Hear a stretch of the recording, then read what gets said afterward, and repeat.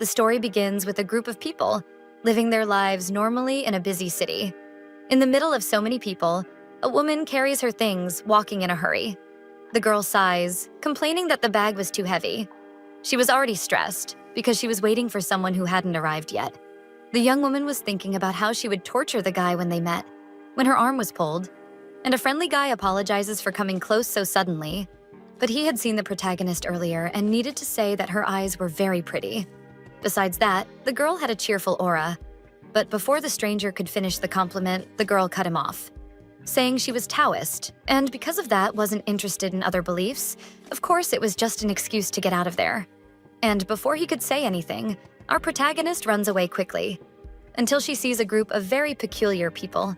Apparently, there was some kind of event happening there, from a church called True Love Church, and all the people socializing, spreading the word to those passing by.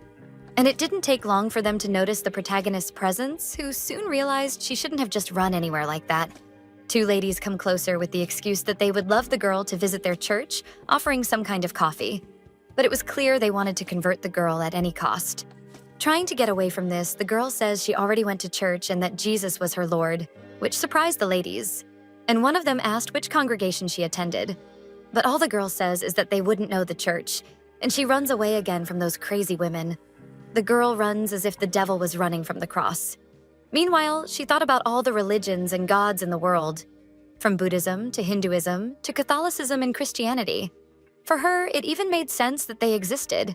After all, people needed to express their hopes and desires in some way that was at least healthy. However, in that crowd, she knew there were atheists or agnostics passing by. And until not long ago, she herself was part of that group. Until in her thoughtful walk, she bumps into another stranger. The protagonist, however, decided to stop and think more deeply about her own existence, which she thought was pathetic and kind of sad. And she realized she always thought the gods were imaginary, or that they had simply stopped doing what they had to do. Suddenly, the stranger pulls her bag strongly, scaring her. Even so, the girl was reflecting that maybe those gods only existed to take joy in seeing human suffering. The guy, who seemed to be someone the protagonist knew, asks if she didn't remember what he had said about her walking around alone because he had been looking for her. And the girl yells, asking back what was wrong with him. After all, she had made it clear that she was going to buy some things after class and they had agreed to meet at the store. The guy confesses he didn't remember that, leaving her even more stressed since it was him who disappeared. Calmer, she asks where the boy had gone, while thinking she had never believed in a religion as much as now. The guy answers that he was thinking about something more specifically about someone called Hera, which surprised the girl who believed in a god who took a weight off her shoulders and warmed her heart, filling her hands with heat. The guy gets excited saying he had found another clue, so he wanted the two of them to try a little harder to discover something that night. And this makes the girl uneasy, since she wasn't exactly excited to do that. However, her acquaintance kisses her on the cheek, leaving the girl embarrassed, and saying that she should be excited. After all, his plans were to bother her all night. The comment leaves the girl awkward, and she complains because the guy hadn't let her sleep the night before and was still teasing her. The two are interrupted by two ladies scolding the couple for talking like that in the middle of the street. The protagonist sighs, reminding the guy that she had asked him to speak lower when talking about delicate matters like that. And then he suggests they go to a more cozy and private place, with which the girl agrees, nodding her head with her face red as a pepper. Then the two continue walking. The boy's name was Maud, and he had come straight from heaven to help the protagonist become the next god of the sun. The moment he appeared in front of her like a true miracle, she became a believer. Now, face to face with the future god, the girl received a touch on her face as if it was the most precious thing in the world. He sealed her lips with a loving kiss. After all, Maud was her boyfriend and also a god. In my opinion, a god in every sense. When they finished their caresses, it was clear that no matter who saw them, they could notice it was not normal, because the boy managed to make them disappear from the middle of the street with just that kiss. But to understand this story better, we need to go back 2 months earlier in the sanctuary of Loka, where a man was running desperately. He entered his master's room shouting for him. However, the man was still sleeping and complained when he was woken up by the subordinate, who explained that they could not wait any longer because the D-Day had arrived. Still, the grumpy king threw a pillow in his face, telling him to go away, and saying that he needed to sleep while getting up with a terrible hangover face. The subordinate even covered his mouth from that smell and asked how much alcohol he had drunk the night before, since he had hidden all the bottles from the house. But the god argued with him, saying he thought he had hired an easier servant and suggesting that maybe it would be better to send him to Earth to reincarnate again, because he was getting tired of the boy. The subordinate didn't even answer, looking used to it, and said that his master needed to wake up and clean himself, because the god of the sun had called an assembly in 1 hour. But the man said he would not go, leaving his subordinate with no options. Besides starting to shout, saying that it was D-Day and he couldn't do that kind of thing. But to be honest, his master had no idea what he was talking about. That was when the boy explained that it was the day for the Sun King to choose his successor. In other words, the next sun god who would rule paradise for the next 1,000 years. Even though that was still a secret, the servant told his master to get cleaned up. But all the man did was say that he would have to congratulate his brother Vero later.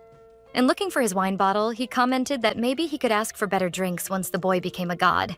And his servant couldn't even say anything back, because the fire goddess named Leia materialized in his room, making her disciples appear, while the lady ordered Loka to change clothes quickly and look presentable for the meeting. He knelt before the presence of that magnificent and powerful goddess, as did his servant, and she soon told them both to stand, referring to him as her child, leaving the man speechless. The woman sighed in disbelief. It had been 23 years since the two last met, and although it felt like almost a second to the gods, for humans, it was enough time for someone to reach adult maturity. When the man stood up, he started to argue, saying he had no desire at all to become the sun god. And he asked if the woman had no idea about that. She pointed her finger, using her magic, to place more proper clothes on him. But all Leia said was for him to stay quiet and leave that room quickly, because that day would be marked as a new beginning for him. In that kind of Olympus complex, the energy was surreal, and the palace was filled with the celestial magical aura. It was very similar to the Roman gods, considering its ancient architecture. Leia walks toward her throne, sitting on it and finding a long-haired man, still unknown. And by the way, he looked very serious. On the stairs ahead, the subjects were excited about that meeting, and two groups prevailed: the new immortals and the old immortals. The man coughs, calling everyone's attention, saying he was happy to see his brothers, sisters, sons, and daughters gathered there. And of course, glad with Leia's presence right by his side. For him, that made the day even more blessed. And he reaches out to caress the lady's hand, who thanks her lord for the kindness. The groups just watch that public show of affection on the throne. One of them comments to another person that it was absurd to think those two adults were not married, even after 100 years with that so-called platonic thing. And the girl shrugs, suggesting that the talk about being platonic could just be talk after all. It doesn't take long before a whole group gathers to discuss their relationship, asking if they had called everyone there to finally announce their marriage. After all, it didn't seem like there were many other reasons for it. That was when the man intervened, striking his staff on the ground and telling everyone to be quiet. He explains that he had gathered them all because his time as ruler of paradise was coming to an end. So he wanted to discuss with the community who would be his successor. And that really surprised everyone there, who stared open-mouthed at the current sun god. One person comments that they thought the bearded man would name his own son as successor. Loka, however, another person replies, asking what kind of claim that was. Because the Lord had already chosen Vero, the god of the candle, as his heir, and uproar forms among the new and old immortals, since part of them thought a god from the origin of death could not be the new sun god, while the others argued that Loka had terrible behavior to become god. One of the women there shouts, asking why, if Loka was to be named the new sun god, they had to consider that the third-class god of light had spent years dishonoring the name and dignity of the immortals. And she says that instead of doing his role and fulfilling his responsibilities as a god, he had done such a horrible job that it made no sense for him to be chosen as successor, reminding everyone that not only had Loka made a scandal by secretly getting involved with a mortal dancer, but he had also spent the last 20 years drinking heavily and hurting himself just because he heard he was chosen to reincarnate. Meanwhile, Master Vero, even though he was of human origin, had worked hard during those last 20 years to reach the position of god. But the fact he had that origin didn't please the old immortals at all. The sun god asks them to stop the arguing, calling both Vero and Loka to come closer, and so they slowly do. And each introduces himself, Loka as the god of light, and Vero as the god of candles. The king asks if they had heard the arguments of the groups present, which the boys confirm. And then with a serious look, the sun god says that for 1,000 years he had witnessed the battle between those who were born with the gift of immortality and those who were born as humans and joined that family, becoming gods. But until then, The title of sun god had never been passed to a new immortal, and that mention makes Viro pay attention, since he was of human origin. The people were already ready to argue with the god. When he shouted that, still there was a small detail. After thinking a lot, the man explains that he decided to give a chance to those two brothers, and the announcement leaves people open-mouthed. Basically, they would receive the same mission, to go down to the world of mortals. And that surprises both Loka and Viro. The new and old immortals comment among themselves how absurd that was. After all, what could a god do in that world? And when the fifth sun god sent his own successor to the world of humans, that boy ended up loving someone and getting married. And then, because of that, the sun god had to continue his reign for another 1,000 years before finding another successor. Ignoring the comments, the man says that the two boys would have to go down to the real world and find a woman, which makes both of them question his decision even more. But the god was very confident, explaining that, as they already knew, the sun god was the ruler of all the other gods. However, it was the goddess Leia and her approval that gave his reign legitimacy. And he explains this while looking at the woman with affection, receiving a kind smile in return. Continuing, the god explains that the future successor must be recognized as a great companion by a woman who carried the essence of the sun itself. However, this woman who would take Leia's place still lived in the mortal world. Viro interrupts, asking what they could do when they finally found her. And the Lord explains that this woman would carry the Ring of Fire, the symbol of the fire goddess. But she probably would have no idea about it, because this ring was proof of her old life as an immortal. This idea was very interesting for Viro. And the god adjusts himself in the middle of all that confusion, telling them to pay close attention, and then making the ring appear in front of the two boys who are left open-mouthed. Loka, who stares at the jewel seriously, as if he knew that ring very well. Some memories come to his mind of when he gave the jewel to someone very special to him. The boy was red like a pepper at that moment, and the woman seemed focused on finding the perfect fit on her finger, before saying she was very happy. Back to the present, the subjects were interested in that proposal, and Leia seemed satisfied with all of it. The two gods stand up to give the final orders, and they said that the one who could awaken the goddess inside the woman, now mortal, and received the Ring of Fire in return, would be declared the successor of the sun god. And then he dismisses his sons so they would go down to the real world without wasting more time, warning that they should present themselves in the simplest way possible when they descended. Something Viro agreed with. Noticing the silence of his other son, the god insists, asking if he had not heard, which makes the boy tremble, before kneeling and confirming that he had understood everything. Still in paradise, Loka is called by one of his subordinates who carried a bag with his belongings and asked what was wrong with him. All that the god of light could say was the name of someone, Hera, but the servant didn't hear, and just reminded him of the new duty of having to find the Ring of Fire, saying that he had a map that would show the exact location of the icon, pulling out a device while trying to read the name of the place he would go to, revealing the Republic of Korea, which drew even more attention from the boy who couldn't get Hera's image out of his head. He was willing to find the woman no matter what. Meanwhile, in the real world, someone sneezed while at work, wondering if someone was talking about her to make her feel that way, as the good superstitions said, and showing the face of our protagonist. After that forced memory, Loka decided to visit someone very important. Arriving at Hera's grave, he runs his hand over the cold stone, as if he could touch the very face of his old beloved. And sadly, he says they had arrived at a place, but his subordinate denies it, explaining that, according to his navigation, they had not arrived yet, making the boy yell for him to shut up, to which the subordinate answers that he would leave them alone for a moment, if that's what he wanted. The boy looks again at the girl's grave, running his hand over her tombstone again, hoping to receive some sign. Loka talks to that piece of concrete, saying that he had spent the last 23 years trying to forget her, since the night he proposed to her, and she simply disappeared without even saying goodbye. And, to be honest, he only wanted to see her again. And he said that among his tears, wetting the grave while staring at Hera's photo, which now was the only memory the boy had. Meanwhile, in a counseling center for children, our protagonist was looking at some little boys playing until one boy caught her attention, making the woman ask if he had fun that day. But Seojin only answers that it was his turn to talk to the counselor. She enters that room full of toys and sits, being stared at by an older woman in an awkward silence, which is broken by the professional, asking how her day was. To which she answers that it was fine, exactly like the last time, which didn't sound very convincing. Then the woman asks how many part-time jobs she currently had, and Miso feels uneasy to answer that it was 2, which creates an even more awkward silence between the two women. Even trying to stay polite, the woman burns inside scolding Miso because she had promised that she would quit at least one job.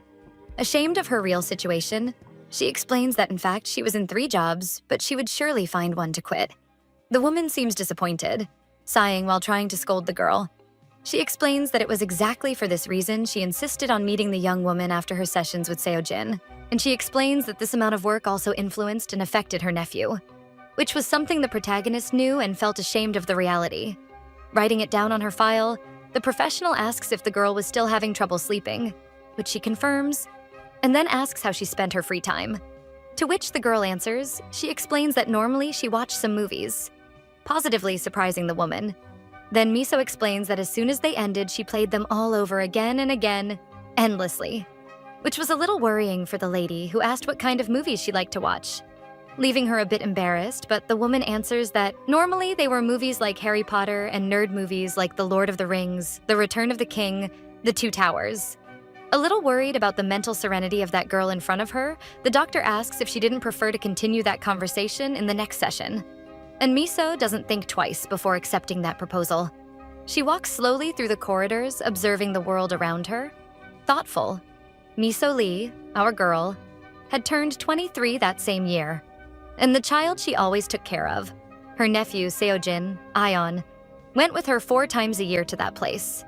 That was because the boy lost his parents when he was 5. The same happened to Miso in her teenage years at 15. When she arrives at the place where her sister's ashes were, the woman starts giving news about her sister's son, explaining that he was receiving social therapy regularly and ends up letting slip that the center seemed more worried about her than about the little boy. But she decides that was a terrible idea and tries not to waste her late sister's time with such negative things. The boy asks if that was all she had to say, but the woman explains she still had much more, telling her sister that now her son had turned 7 years old, and the bold boy asks if they had gone that far, just for her to say those things, making the woman nervous and telling him to open his mouth if that's what he wanted. And then Seojin reveals to his mother that her sister wasn't able to sleep and was still using some very strange social masks, making Miso upset. She scolds the boy, asking how he could say that kind of thing in front of his own mother. But he only answers that she lived her life one way, and he lived his another. Even while scolding the boy, being in his company made Miso very happy. And while squeezing his cheeks, Seojin asked her to let him go right away. He was different from other children. Even though she had tried every kind of therapy possible, it was hard to deal with a child with an IQ of 150. Besides that, any discomfort he felt was Miso's responsibility. Miso, which made everything much harder. While they were talking, the boy asked for something to fall from the sky and help him with that situation. He was a sensitive boy and held his aunt's hand, calling her to move on together. The two slowly went down the cemetery stairs until Miso broke the silence, asking what he meant when he spoke about something falling from the sky earlier. But the boy, with his head down, answers that it was nothing important, Miso. He just wanted some extra help from the sky. And at that moment, by pure coincidence, a man fell to the ground right in front of the two. They couldn't believe that had really happened in a cemetery of all places it could. The pair stayed in silence, just staring at that boy without knowing what to say. At least until the woman shouted, asking if that in front of her was really a man, while Seojin celebrated his prayers being answered. As the boy stood up with difficulty, the protagonist asked if he was okay, hearing the boy groan in pain. It was Loka who was in front of her, even though she didn't know he was a possible successor of a sun god. The boy shouts, asking what was happening there and grumbling that his father couldn't have just thrown him that way, looking for another person. While Miso stared at him, trying to get his attention, even without knowing for sure how that boy had ended up there. Then she suggests that the boy might have just been cleaning the ceiling, which seems to offend the god, who asks how could he be cleaning and getting closer? He questions how Miso dared to talk that way, making her even more scared with the whole situation. Tired, he shouts, asking if there was another mortal there, leaving the protagonist without knowing what to answer. Until the guy goes crazy, screaming for Hera nonstop afraid, Miso pulls Seojin, explaining that she thought that man was not in his best days, so it was better for the two of them to just leave right away. However, before they could do that, they are stopped by the boy, who calls their attention. While Seojin stared at that man who appeared out of nowhere, a little scared, his aunt tried to stay neutral, asking if she could help. And Loka answers with another question, asking if those two were the only people, or better, the only women present in that place, which completely surprises Seojin and makes him complain that he was a boy, and he was 7 years old. With that statement, Loka asks if, then, the one he was looking for was Miso. But the woman gets annoyed, asking what that man had taken and calling her nephew so the two could just move on with their lives because that guy was clearly crazy. Before they could, however, the god pulls the woman by the shoulder, saying he wasn't finished yet. But he quickly gets a warning from the boy, who tells him to be careful. Only Loka didn't understand what he was talking about. But before he could finish his questions, he is hit by a punch, thrown by the woman in a very imposing way. She stares at the ground for a few seconds, biting her lip for her action, before screaming, desperate because her hand hurt a lot from that impact. Her nephew asks if she was okay, and the woman caresses her hand. And then, Seojin turns to that guy, still unknown to them both, asking what was wrong with him, and why he was trying to hurt his aunt. That whole situation was making the god even more anxious. He couldn't believe that was really happening. Finally, his helper Hajung comes down to earth, apologizing to his master for being late. Then, without delay, Loka states that he had fallen almost on top of Miso, and the subordinate celebrates because that probably meant they had found Hera's reincarnation. However, seeing that whole scene, the subordinate couldn't help but ask why everything was so messy. While staring at Seojin, who was calling the police to report a man who was trying to bother his aunt, Miso shouts, pointing at the two unknown men's faces and saying that they had messed with the wrong woman because she wouldn't just let that situation pass. And she tells the two idiots to go to jail, while Loka could only stare at her, remembering Hera's image again and again. But now, the woman in front of him, who was supposed to be the reincarnation of the goddess, had a very different image, which made Loka go into denial. And he screams, asking where his beloved was, while the police arrived at the place. At the police station, the atmosphere was in confusion because a guy was trying to convince the police officers that he had been hit first. The man argued with the officer, asking if he even knew who he was and how important he would be. But the chief only told him to calm down. The two end up jumping in fright when they hear an unknown scream from someone saying she was telling the truth. It was Miso explaining that she and her nephew were in the cemetery when a mysterious man fell from the sky and started yelling at her. And Seojin adds that the two were almost certain that this man had really fallen from the sky itself. The police officer looked at her, not believing, explaining again that when they arrived at the place, there was no one else besides the two. And that's why it was hard to believe that whole story. However, the woman shows her injured hand, telling him to take a good look and asking if the officer thought she had done that to herself, on purpose. And besides, she tells him to check the recordings. The police officer explains that he had already looked, and in fact, there was no one with the pair. In the recordings, it really wasn't possible to see Loka and his subordinate at any time, but the girl couldn't believe it. Shocked, she tried to find an explanation for that whole event. It wasn't as if she was alone, after all. Her nephew also saw all of that happen. She couldn't believe what was happening and shouted at the chief. He explains that he understood the fact she was upset, but asked her to compose herself, even if only for the sake of the people she loved and who had died. As they left the station, the woman talked to herself, asking if she had seen things or what. But her hand was still all hurt. And then she asked Seojin what they should do, until the little boy suggested that maybe they had been attacked by ghosts. But the woman was sure that ghosts didn't exist. Something that Seojin argued that in the books the woman read, they were present. While they walked, Loka and Hajung watched them discreetly, not really knowing what to think about the whole situation. It doesn't take long for the god of light to question his subordinate again about Hera's true reincarnation, asking if he was sure they were in the right place and that this was the right woman. Something Hajung quickly confirms, and now that they were face to face with the girl, he had no doubt that she carried the Ring of Fire. His boss pulls the tablet from his hand, deciding to solve that misunderstanding himself. However, he doesn't find any inconsistency, which makes him even more doubtful. He didn't know how that ill-mannered woman could be the reincarnation of his great love. But there was no room for big questions. And Hajung reaffirms that she was the one they were looking for. Loka calls the subordinate by his name, which makes the boy tremble in fear. Hajung was serious when he said they needed to find out more about that girl. Sometime later, at Seojin's school, the woman dropped him off at his class as always, watching the many parents who also left their own children there. Holding the boy's shoulders, she wished him to have fun. And he told her not to forget to pick him up at 6 in the evening, something that apparently the woman was almost letting slip already. She watched her nephew enter the building with extreme melancholy. remembering when she read the Harry Potter book for the first time when she was still a child. But back then, she couldn't understand the hard things that happened in the protagonist's life. However, after the horror and difficulties she went through in her own life, Miso started to think that maybe her life was a little worse than those characters in the books she loved so much. Still, she tried everything possible and impossible not to think of her family as pitiful or anything like that, because that was the only way to make sure her young nephew had a life that was a little less tragic. And that was the reason why she liked fantasy books even more now. It was because the protagonist was always saved by magic in those stories. However, unfortunately for her, Miso did not have a fantasy life. It was more like she lived in a documentary about very unusual experiences. Inside a restaurant, the kitchen atmosphere was as chaotic as usual, calling for more dishes and handling the table orders normally. Miso finally arrived, apologizing for being late, and her boss celebrated her arrival, shouting that table 8 was asking for more grilled beam fish and some anchovies, something the girl would handle right away, even though she was bothered by all the shouting from that woman. Sometimes she fantasized about hitting her face, but she knew she couldn't do that because she needed to pay for her nephew's counseling center. It didn't take long for the woman to notice the worker's bandaged hand and ask what had happened, but Miso hid it, saying it was nothing serious, just an allergy she had, but that she would do her job normally.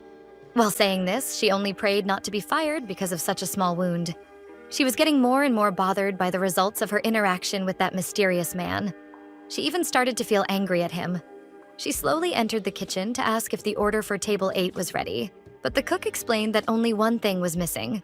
Then he handed her another order, explaining that the one for table 10 would be ready in about 3 minutes.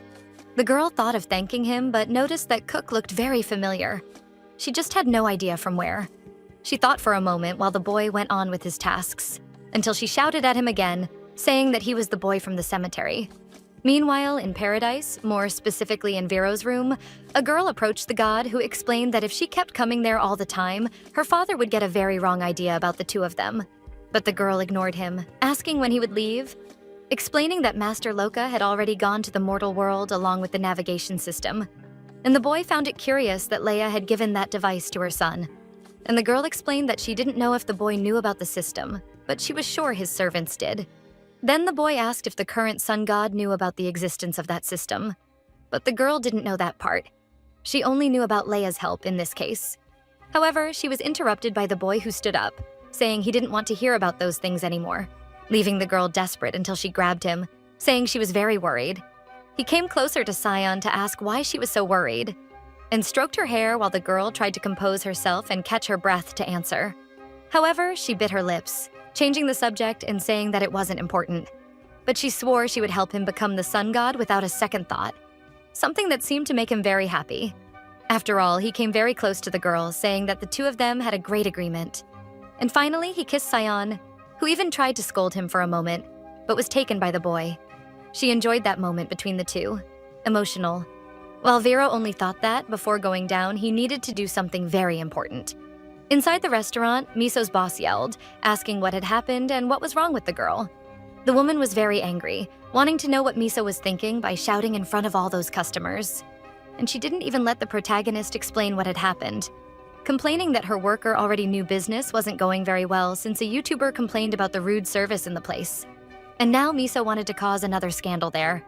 But the girl apologized, even though she knew the complaints were valid. After all, her boss was miserable when it came to the amount of food served on the plates. Stressed, the woman tells her subordinate to forget it and just go do her job. And so Miso does, serving a table that asked for a bottle of soju.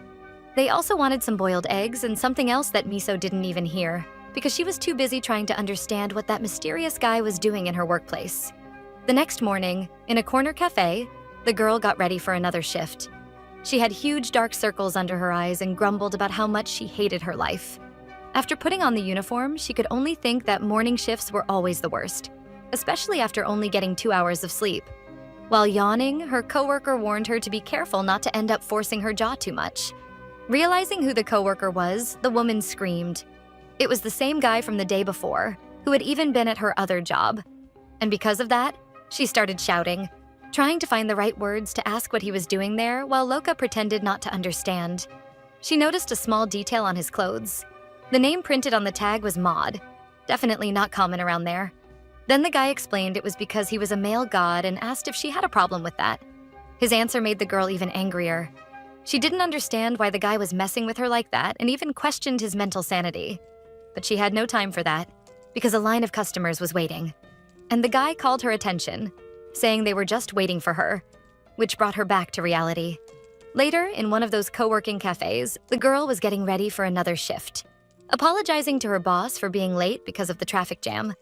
And one of her coworkers turned around, asking if that was really the reason for her delay, and suggesting she should have taken the subway, asking if she was an idiot or what. To her surprise, it was Loka again right in front of her. He sighed when looking at the girl, even without really knowing her. Closer to her, Loka asked if Miso couldn't stop with that dumb face and start using her brain, making her take a step back. Not knowing what to say, the protagonist just agreed with the boy, who stared back at her, thinking that even if she was a reincarnation, there was no way that clumsy woman could be Hera. After all, if she really was, he would have felt something different while seeing all the terror in her eyes. Miso got stressed and quickly asked who that man was. Teasing her, he suggested the girl try to guess. And his eyes turned dark when she asked if Loka was a stalker. But he only said that possibility was absurd and pointed to the girl's stupidity. Then he put his hand on her forehead, making her groan before he explained the real situation, revealing that he was a god, like an omnipotent, powerful god, even if it wasn't such a big deal. He even reminded her that he had said that earlier, pointing to the spot where the tag with his supposed name had been. That made Miso remember the talk about him being a male god, but the girl only thought that man really needed psychological help. She stuttered at seeing that craziness. And Loka waved his hand in front of her to see if Miso was still in her right mind, explaining that he understood she was a bit shocked, but he wanted her to say something already. And all that came out of the girl's mouth was that he was a crazy stalker. Trying to be nicer, he explained that he knew it was a lot of new information to process. But he moved closer to her body and asked if she happened to have any jewel with a red ruby in the center. Something like that. While Miso turned her neck, he tried to find the jewel. With her back turned, he tried to see if the ring in question was on her neck, making her scream and try to kick him hard, calling him a psychopath. However, to her bad luck, the boy managed to grab her foot without any difficulty. And he still mocks, reminding her that she had already broken her hand and asking if now she was trying to break a leg too, commenting that the girl loved to live life dangerously, which makes Miso complain even more, and that she should take more care of her own body. When he lets go of the girl's foot, she ends up falling to the ground, cursing him completely while the boy just mocks. The protagonist yells at the guy, saying he was a crazy stalker and would definitely report him to the police. She also asks how the boy managed to find her at her workplace, questioning if he had checked her background with some detective or what. While she asked if Loka was following her and if that was the case, what he wanted from her. The customers were already recording the whole situation. After all, that was quite an accusation. And the guy's posture was strange. Out of patience, he turns to Miso, telling her to shut up and asking if she never listened to people. Until his subordinate enters through the door, calling for his master, and shows his new document explaining that he couldn't get a permanent identity for the boy, but had a temporary one he could use. Then he notices Miso's presence, celebrating for having Hera there. But his boss tells him not to call the girl that because she was nothing like Hera, while the protagonist shouted, asking who that person was. Before Loka could answer that it was none of her business, he is stopped by Hajung, who explains that the situation was already complicated enough for him to still want to act like that. And then he turns to the protagonist with a kind smile, trying to explain politely that they had come from very far away to find something very important. And then, he respectfully asks if Miso had any ring she received when she was born, suggesting it could even be an inheritance from her mother or something like that, because it was something he and his master really needed. The boy explains that the ring had a stone in the middle that was medium in size. While Miso listened to his explanation with an annoyed face, he adds that this stone was very shiny and had a kind of spiritual feeling. When she looks for something in her pocket, that makes Hajung even more excited. He turns, telling his master that he had warned him they had found the right person. Loka also stares at the girl's movement, shocked at the fact that she could really be Hera. Then the girl holds out 2 thin rings, showing them and explaining that she had 2 more like those at home, but nothing much like what Hajung had described. She even adds that she doubted that was what they were looking for. The sight leaves both of them speechless. Noticing they were disappointed, the girl gets irritated, putting her rings away and telling them both to leave her alone already, instead of wasting her time with that kind of thing. Hajung even thinks of saying something, of asking Miso to go, but it is too late. while Loka comments that this had been a mission given by his father after all, and missions like that were never easy. He even remembers that the sun god warned that the ring in question would be inside the body of the successor of the fire goddess. So, for Hajung, it was clear they needed to make Miso remember her past first, but they could only do that if she trusted the two of them, which meant they would have to keep insisting on something that Loka definitely didn't feel like doing. Noticing the two still there, Miso shouts directly from the counter she was working at for them to get out of there, and even warns that they were blocking the way of real customers. The two turn, staring at her with anger, nodding as if they had some kind of secret deal before leaving the establishment. Miso stares at the door swinging, showing their final exit, and she was already celebrating the fact of never seeing either of them again in her life when someone she already knew well asked who she was talking about. While Loka put on his apron, the girl was horrified, asking what he was doing there. After all, he had just left.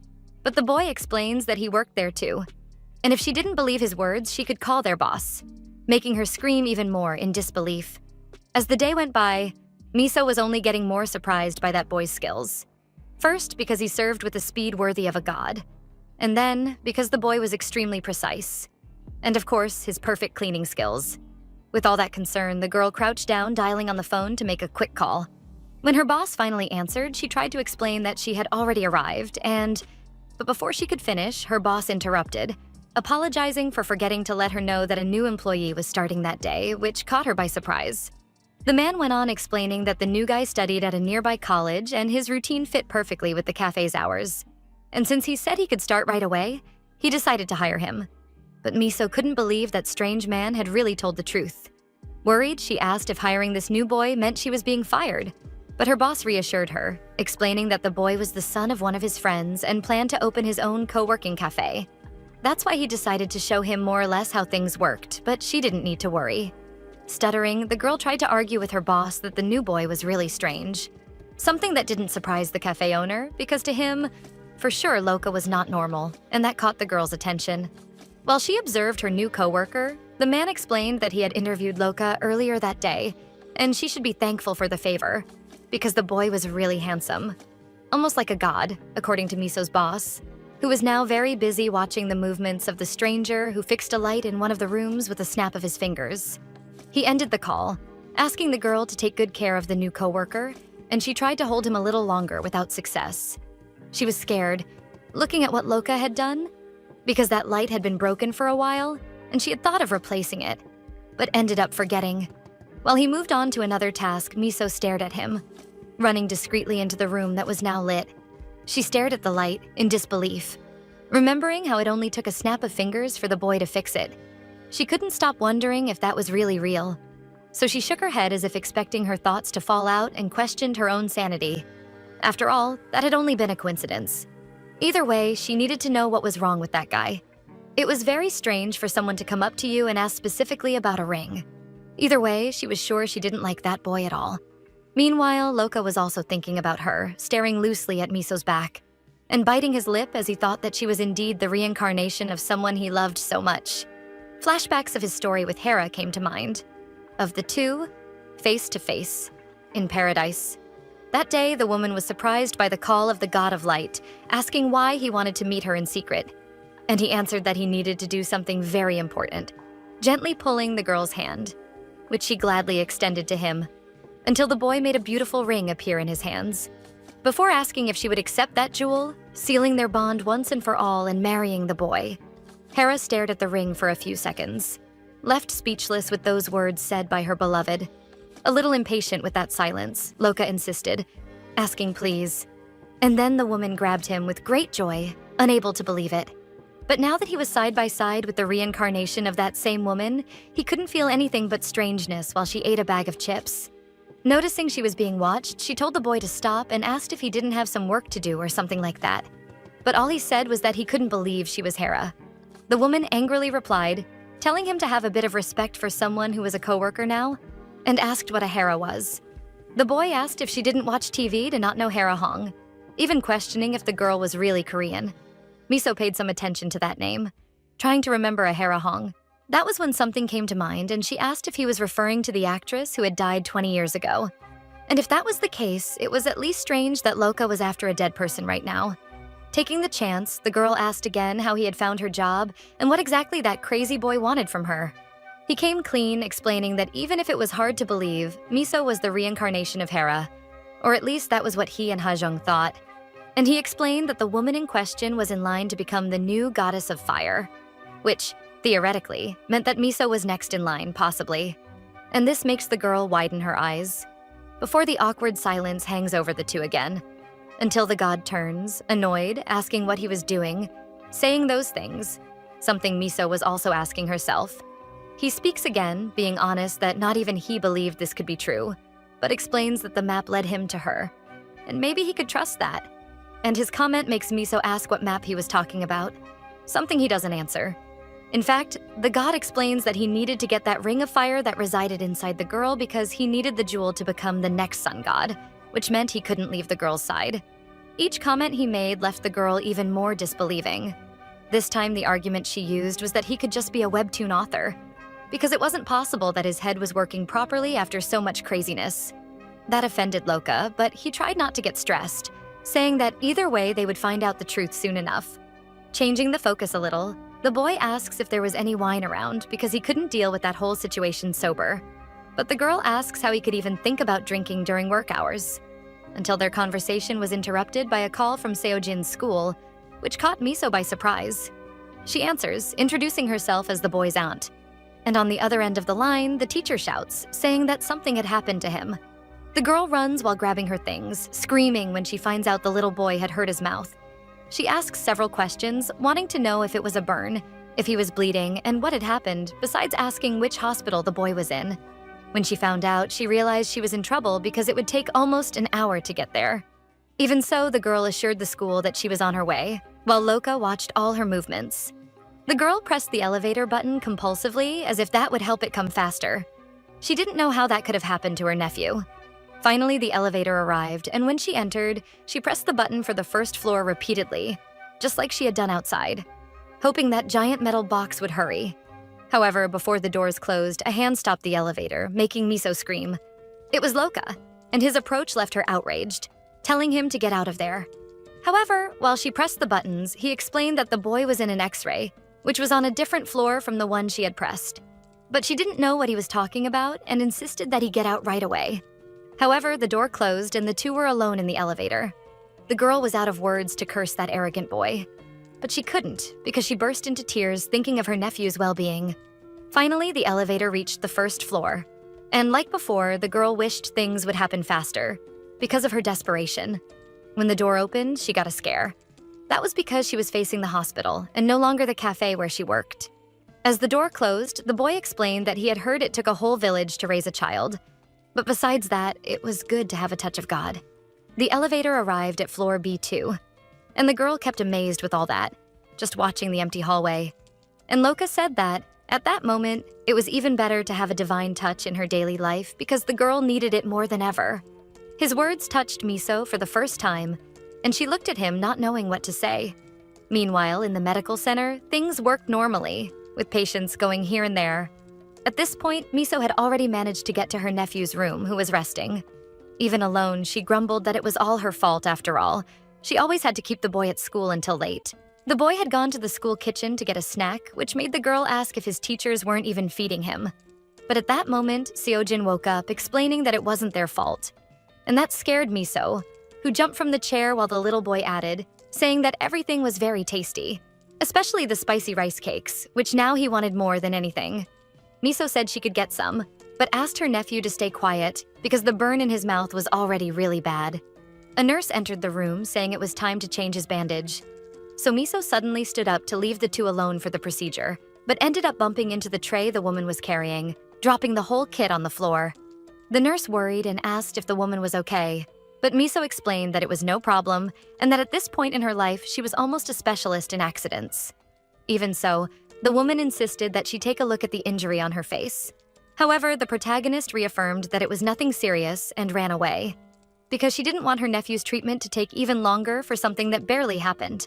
She decides to go to the bathroom, waiting for a stall to free up, when she hears some whispers about a very handsome man and people even wondering if he was a celebrity. The women were going crazy looking at him, amazed by his beauty, while Miso watched him with disgust. Of course, she wasn't blind or anything. She could also notice the good things in him. So she knew he was considered a very handsome man. Even so, she didn't understand what was with him and all those things he had done since they met. Memories of the situations where she met the supposed god made her think that everything he did was impossible to happen. But even so, there he was, sitting in front of her like an ordinary person. She teases him, calling the boy with a little kick, asking why he kept staying there. And Loka suddenly wakes up, widening his eyes. Instead of answering her question, he replies with another one, wanting to know how the child was. To which Miso answers that they still needed to monitor him for a while, and says what happened was that he was holding a pot of hot food and did what any child would do. Standing up slowly, the boy says that in that case he would leave, but the protagonist calls his attention, leaving him with his usual scowling look, but this time she explains that she didn't know if she should thank him or if it was better to worry about what had happened earlier. While he looked at her babbling, Loka couldn't stop thinking that the Hera he knew would never show vulnerability like that, nor show herself lonely and needy. Meanwhile, Miso explains that she knew she wasn't daydreaming or anything like that with what happened in the elevator. Loka puts his hand to caress her face. He knew that if that really was his Hera, she wouldn't even be able to be alone at a moment like that. But Miso pulls him back to reality, moving away from him and asking who said he could touch her like that. Suddenly, the god grabs her hand, making her scream. He goes closer, leaving the girl flustered. All that passed through the boy's head was Hera. Nervous, the protagonist asks what he was doing, but the boy was too lost in thought to hear. He was decided that from then on he would give his blessing, so that all pain and despair would leave that human's heart. By casting this spell, he hoped that the woman's problems would disappear, wishing that her flesh and her mind would be healed of all wounds. At the end of the magic, the god made a pact in his head, that if this all really worked, then he would believe that the one in front of him was the reincarnation of his beloved. The boy noticed that the wound that was once on the girl's delicate face had vanished and caressed her cheek. Only Miso hadn't noticed it, and she screamed asking what had happened. After all, now that she looked, even her hand was healed. She didn't understand what was happening and went to the guy to ask if he was a ghost or a magician or something like that. But Loka denied it, even though he knew the girl would not understand that he was a god, no matter how much he insisted. So the boy pulls Miso by the arm, telling her to follow him. It was already night when the two were talking, and the god had taken the protagonist to the top of the hospital building, and then carefully asked permission to introduce himself. But before he could say his name, he was interrupted by another shout from the girl accusing him of being a vampire, while pointing at the boy, looking at him seriously. She says that she already knew the truth. After all, the boy in front of her had pale skin, very pink lips, and more importantly, shining eyes. The boy couldn't take it anymore when he shouted, asking that human to stop interrupting him. Even so, she kept on the defensive, asking what he wanted, suggesting it might be her blood. Out of patience, the boy asked if she was a fantasy fan or what, which shocked her for being right. But that wasn't important now, because he explained that to tell a bit of his story, she could recognize him as the light that took that world out of darkness, master of luminescences and lanterns made by humans themselves, because in reality, he was the son of the sun, Loka, the king of light. While she watched his skin glow in enchantments, Miso asked if that was true. The boy said that even though it was shocking, it was normal to have that reaction, considering she was meeting a god for the first time. The girl still resisted to believe. She got closer to the boy, squeezing his arms to check that he was real before asking if he was really a god, something he confirmed. At least until the protagonist confessed that she had never heard of a god of light, which surprised Loka because she was serious. And he asked if the girl had any idea when gods had existed out there. That was when Miso realized that if he really was a god, what he had done earlier in the cafe was magic. So she asked if he could do that at any time, something the boy confirmed, explaining that he could do anything. Testing his patience, the protagonist explains that if he really had those powers, he could reunite his nation by joining South Korea and North Korea again, which makes the boy stressed. His reaction makes Miso think that he was refusing to do something because he couldn't do it. But she remembers that he said he was a divine figure and that he could do anything, so she wanted to see it. But this time Loka shouts back, scolding her for questioning his abilities as a god. Besides that, the reunification of the countries had already been set for 15 years from then on September 22nd, so he couldn't interfere in that matter. The two kept disagreeing, because the girl huffed, asking what kind of useless god he was.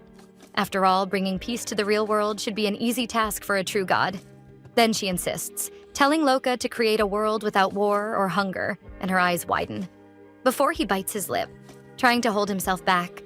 When the boy positions himself as if to meditate, Miso asks what he was doing there, until she noticed a change in the aura. It was as if the whole place had been surrounded by an enchantment. Even so, the stubborn girl asks if something had happened. And to her surprise, Loka answers with a simple 5 seconds, saying that for 5 whole seconds he had kept the world in terrible peace, banning all the fights in that society during that period, which makes Miso widen her eyes. The protagonist stares at him, disbelieving all that, as if she could see the soul of the boy in front of her. She approaches in silence, with her finger pointed at him as if making an accusation, but asks if he had created world peace.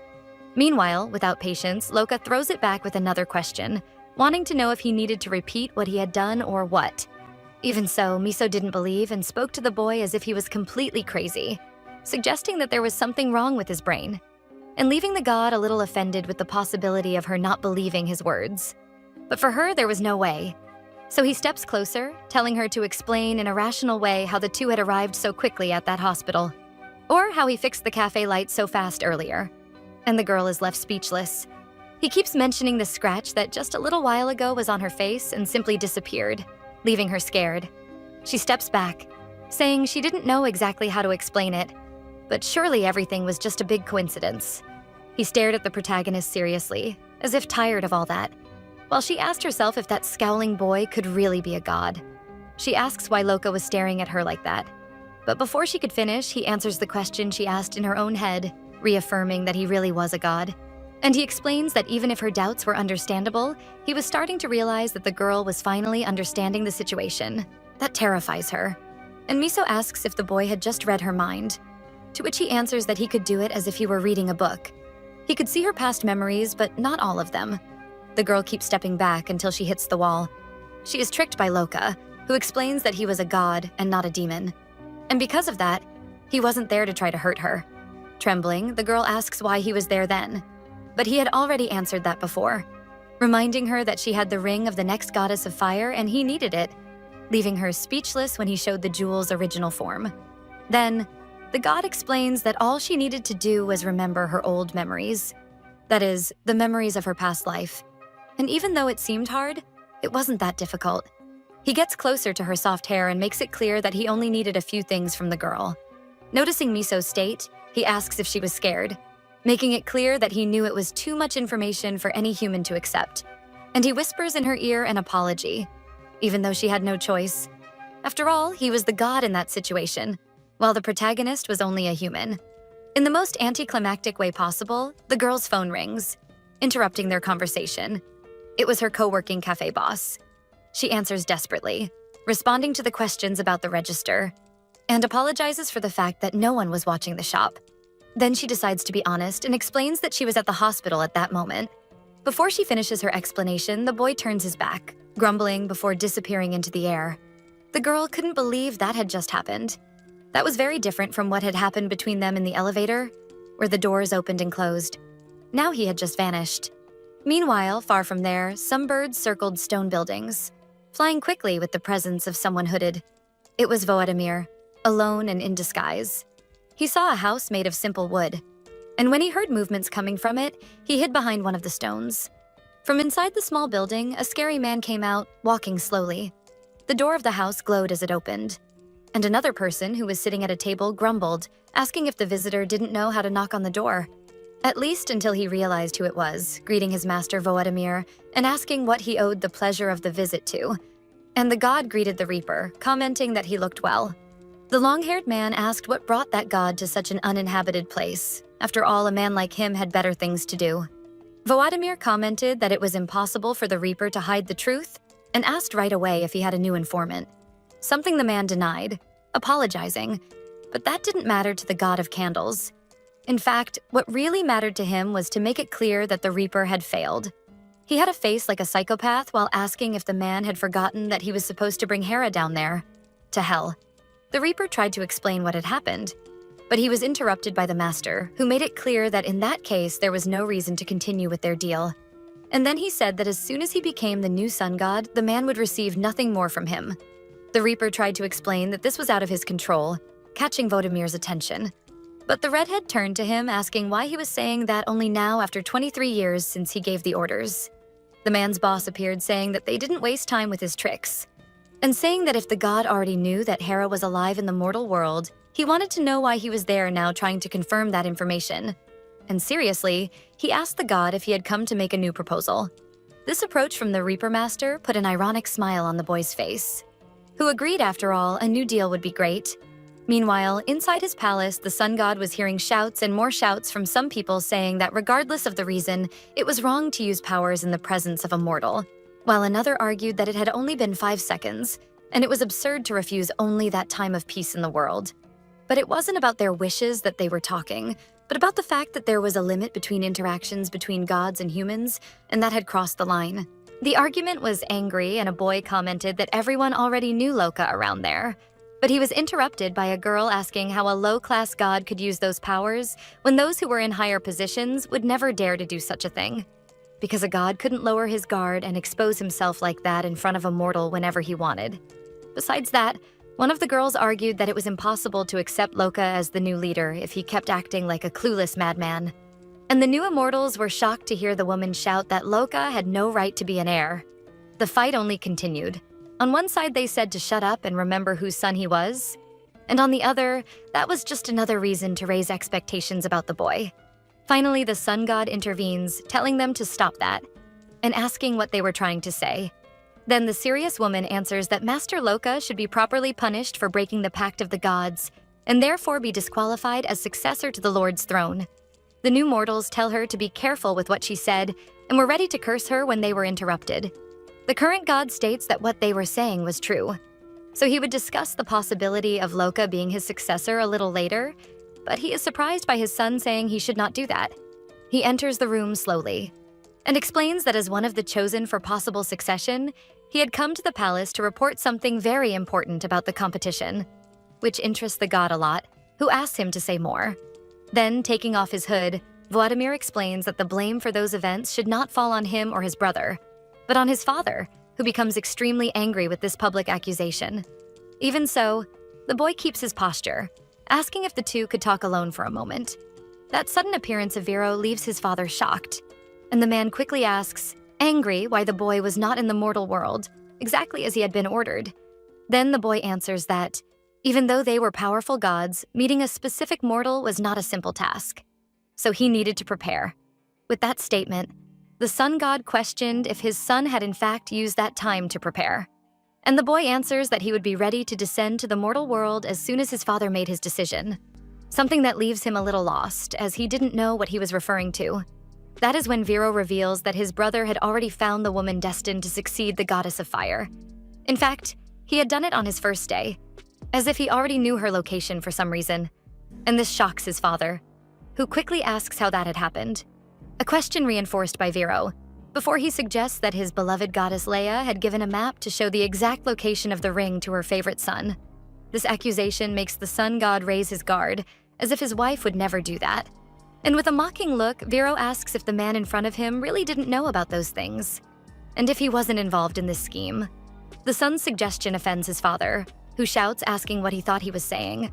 But the boy kept an irritating calm, explaining that he was debating whether he should reveal the truth to the other 3,000 new immortals and tell them that the winner of that competition had been decided from the beginning. A threat that makes his father bite his lips in disbelief. The boy already prepares to leave, saying that it would be very funny to see the people's reaction to the exciting news, especially when his father and Leia boasted of the neutrality they claimed to have. Hearing all this, the king calls him insolent, but the boy doesn't care, and only asks if his father really couldn't have given up once and for all on that idiot who was his brother. But if he couldn't do it himself, there was no problem, because Vero would do it in his place. In the boy's room, some new immortals called for him, asking why he interrupted the sun god, and arguing that if he had stayed, they could have shown more of Loka's flaws, which could be used in public debates later. They were very confused about that and wanted to know why the master had simply stopped that discussion when it was about to heat up. And one of the girls suggests it was because Vero wanted to win in a fair way and remove any suspicion and distrust people had, because he was the first new immortal to claim the throne. One of his fans celebrated so much intelligence, and they insisted that the master confirm those suspicions, since Vero had been silent for quite a while. He must have been enjoying receiving that kind of praise. However, a woman complained, saying that if he kept quiet while all the new immortals fought for him, in the future they wouldn't be able to help him much. And she even warned that if he really wanted to win, he should take advantage of all of them. Wow, she is such a suck-up. The boy finally says something, promising his allies that they would not be disappointed. When one of the girls tries to question him, he interrupts her, saying that there was still one thing they needed to do, and that was to do nothing. Because when the time came, he would take the throne from his father, becoming the next sun god, and he would make sure to give a very good destiny to the old pure-blood immortals. By revealing that eventually they would disappear, the boy shocked his future subjects, who got excited just by the idea of it. Besides that, the boy made it clear that they didn't need to stop messing with humans, as usual. And looking at the photo of Miso, he stated without any doubt that the Ring of Fire would be in his hands soon. Meanwhile, down below, in the real world, the girl was still on the phone, trying to explain to her boss that she hadn't just skipped work to be with her friends, but to be with her nephew at the hospital. The problem was that this wasn't the first time she had left work like that without telling him, even though she argued that she had worked hard for him for the last 6 months. She argued that firing her because of that would be crazy, but she couldn't even finish her sentence because her incomprehensible boss hung up on her. The girl was frustrated. First, she had had a terrible shift at the restaurant, and now there was this mess at the co-working cafe. She even wondered if the gods themselves had planned all of it. But she couldn't stay complaining for long because Seojin called her and she got up to help him. She entered his room asking what he needed and if he wanted to go to the bathroom, but the boy only pointed to a book and asked her to get it for him. She handed him the Harry Potter book, and he asked her to put it on the bed. And so she did, trying to stay neutral. But that didn't last long, because she soon started poking the boy's face, saying that his nose was really swollen and that it was his best feature, teasing him by asking how Raewon, who was Seojin's crush, would fall in love with him. But the boy quickly cut his aunt off, saying he didn't want to talk about girls with her. That surprised the girl, because she didn't imagine her nephew was actually dating. And she called him rebellious while commenting that she herself could never be like that. And that made the boy shout, asking why. Then he explained that he considered her a very pretty woman and she had a good personality. Actually, more like a decent personality, to be honest. But she was funny and even had a scholarship. So he didn't understand what exactly was missing in Miso for her not to be able to date, until something came to the boy's mind and he asked if it was because she had to take care of him, asking if he was a burden in his aunt's life. But she quickly told him never to think that way. Changing the subject, Seojin asked if she hadn't been fired again, and asked her to quit those part-time jobs already, which left the protagonist in disbelief. The boy went on explaining that the life insurance his parents left was more than enough for them to live a comfortable life. Sometimes the maturity of that boy scares me. Then he asked why his aunt was making her life so much harder, especially because with the scholarship she received, she wouldn't even have to worry about paying for college. And the woman tried to find words to answer that. It was like sitting in front of an analyst. To finish breaking her down, Seojin tells her to take a good look in the mirror and reflect on her situation. After all, he had heard everything they told Miso at the center, and apparently she needed more help than he did. That was the last straw for the woman to scold him, shouting at that boy and asking how he could say those things to his own aunt. But Seojin replies that she deserved to hear the truth. Stressed, she gets ready to leave the room, saying that if he kept that attitude, she would abandon him for good.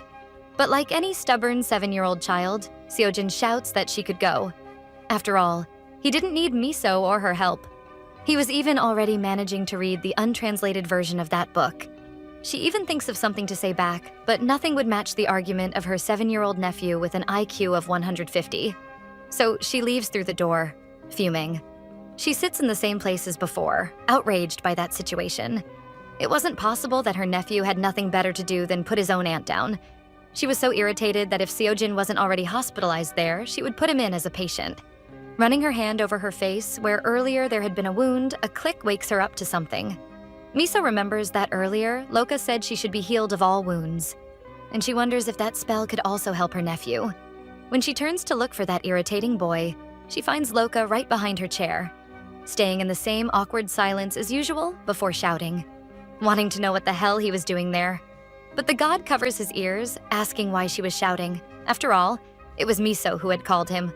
Trying to calm down, the girl asks for the 30th time if the boy in front of her really was a god. He had no patience left and asks if she never listened to a word he said.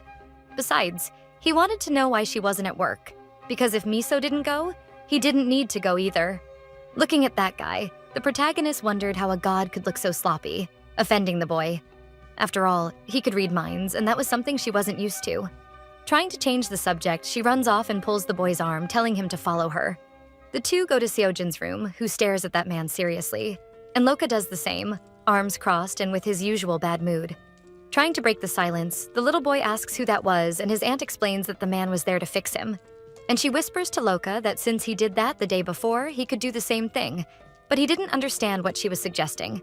So she says he had to do that thing he did before, saying a bunch of words and making her wounds disappear. Now she wanted him to do it for her nephew. The boy was indignant that she called his divine abilities that thing. But the woman tries to divert the conversation, saying that if he fixed Seojin, she would give in and treat Loka as the god he claimed to be. And such a proposal makes a smile open at the corner of the boy's lips, who gets closer to the little boy, saying he shouldn't make that a habit. Seojin finally remembers Loka's face and asks his aunt if that wasn't the guy who hit her when they went to visit his mother's ashes, and asks if the police were the ones who brought him to the hospital. But the god quickly interrupts, saying the boy had understood it all wrong and that actually it was his aunt who hit him. When the poor boy goes to mention Miso's hand, which was hurt, he is interrupted by the boy, who tells him to be quiet, hugging him and explaining that soon he would bring a miracle to the boy's life. And stroking his hair, he says he would give him his blessing. Using the same spell as the day before, Loka recites that all pain should disappear and that the boy would be healed of all wounds. Nervous, Miso asks if he had already finished his work, and the boy turns to her, saying that if she didn't mind, he would like to keep his act just between them. After all, if other people knew about his healing ability, he would be bombarded with requests all day. But the woman doesn't even listen to what the boy has to say, running toward her nephew, to know what was wrong with his face. And that catches the god's attention, who didn't know what she was talking about. Then the girl shouts, asking why the little boy's face was still the same as before. Hearing that, Loka gets closer to the boy, upset, and questions how the kid had not been healed, certain that there was some misunderstanding. Then he grabs Seojin's shoulders, saying they would try one more time. But the boy asks what was wrong with Loka. That's when Miso steps in, telling him to stop, pushing the guy away from her precious nephew. She asks everyone to calm down and for the two of them to continue that conversation outside the hospital room, while Seojin stared at the man, now sure he was a lunatic. Scared, she pulls him into the hallway, near the stairs in a quieter area. She was clearly uneasy, thinking about how she would arrange her words so that man wouldn't snap. Miso sighs, apologizing for calling Loka to help the boy. But she cuts herself off, saying she hadn't really called him. Actually, she had only thought of him, but that didn't matter. Then she explained that her nephew was everything she had, and that's why she was so careful with the boy. So she assured him that she would pay for everything he had done for the two of them. However, she needed him to leave, and the god didn't think twice before agreeing to her request. He was too embarrassed to do anything different. He goes to the bathroom trying to see if he was still sane and if that was really happening, staring at his hands over the sink. He closes them, trying to use his power to open the faucet, but without any success. Loka looks at his own hands, getting desperate. He wondered what had happened for his powers to vanish. And he calls for Hyunjae, because he needed help to know what to do with this new situation. But before he can finish this call, someone enters the bathroom asking if the boy couldn't control his own powers without his servant's help, which leaves the boy uneasy. The man who entered comments how pathetic Loka was because of that. It was his brother Vero, unfortunately, who makes a point of saying it was impressive to see him standing so early because of a girl. Loka's expression turns into an ironic smile, and he questions how the redhead found that place so fast, because apparently he was smarter than he thought.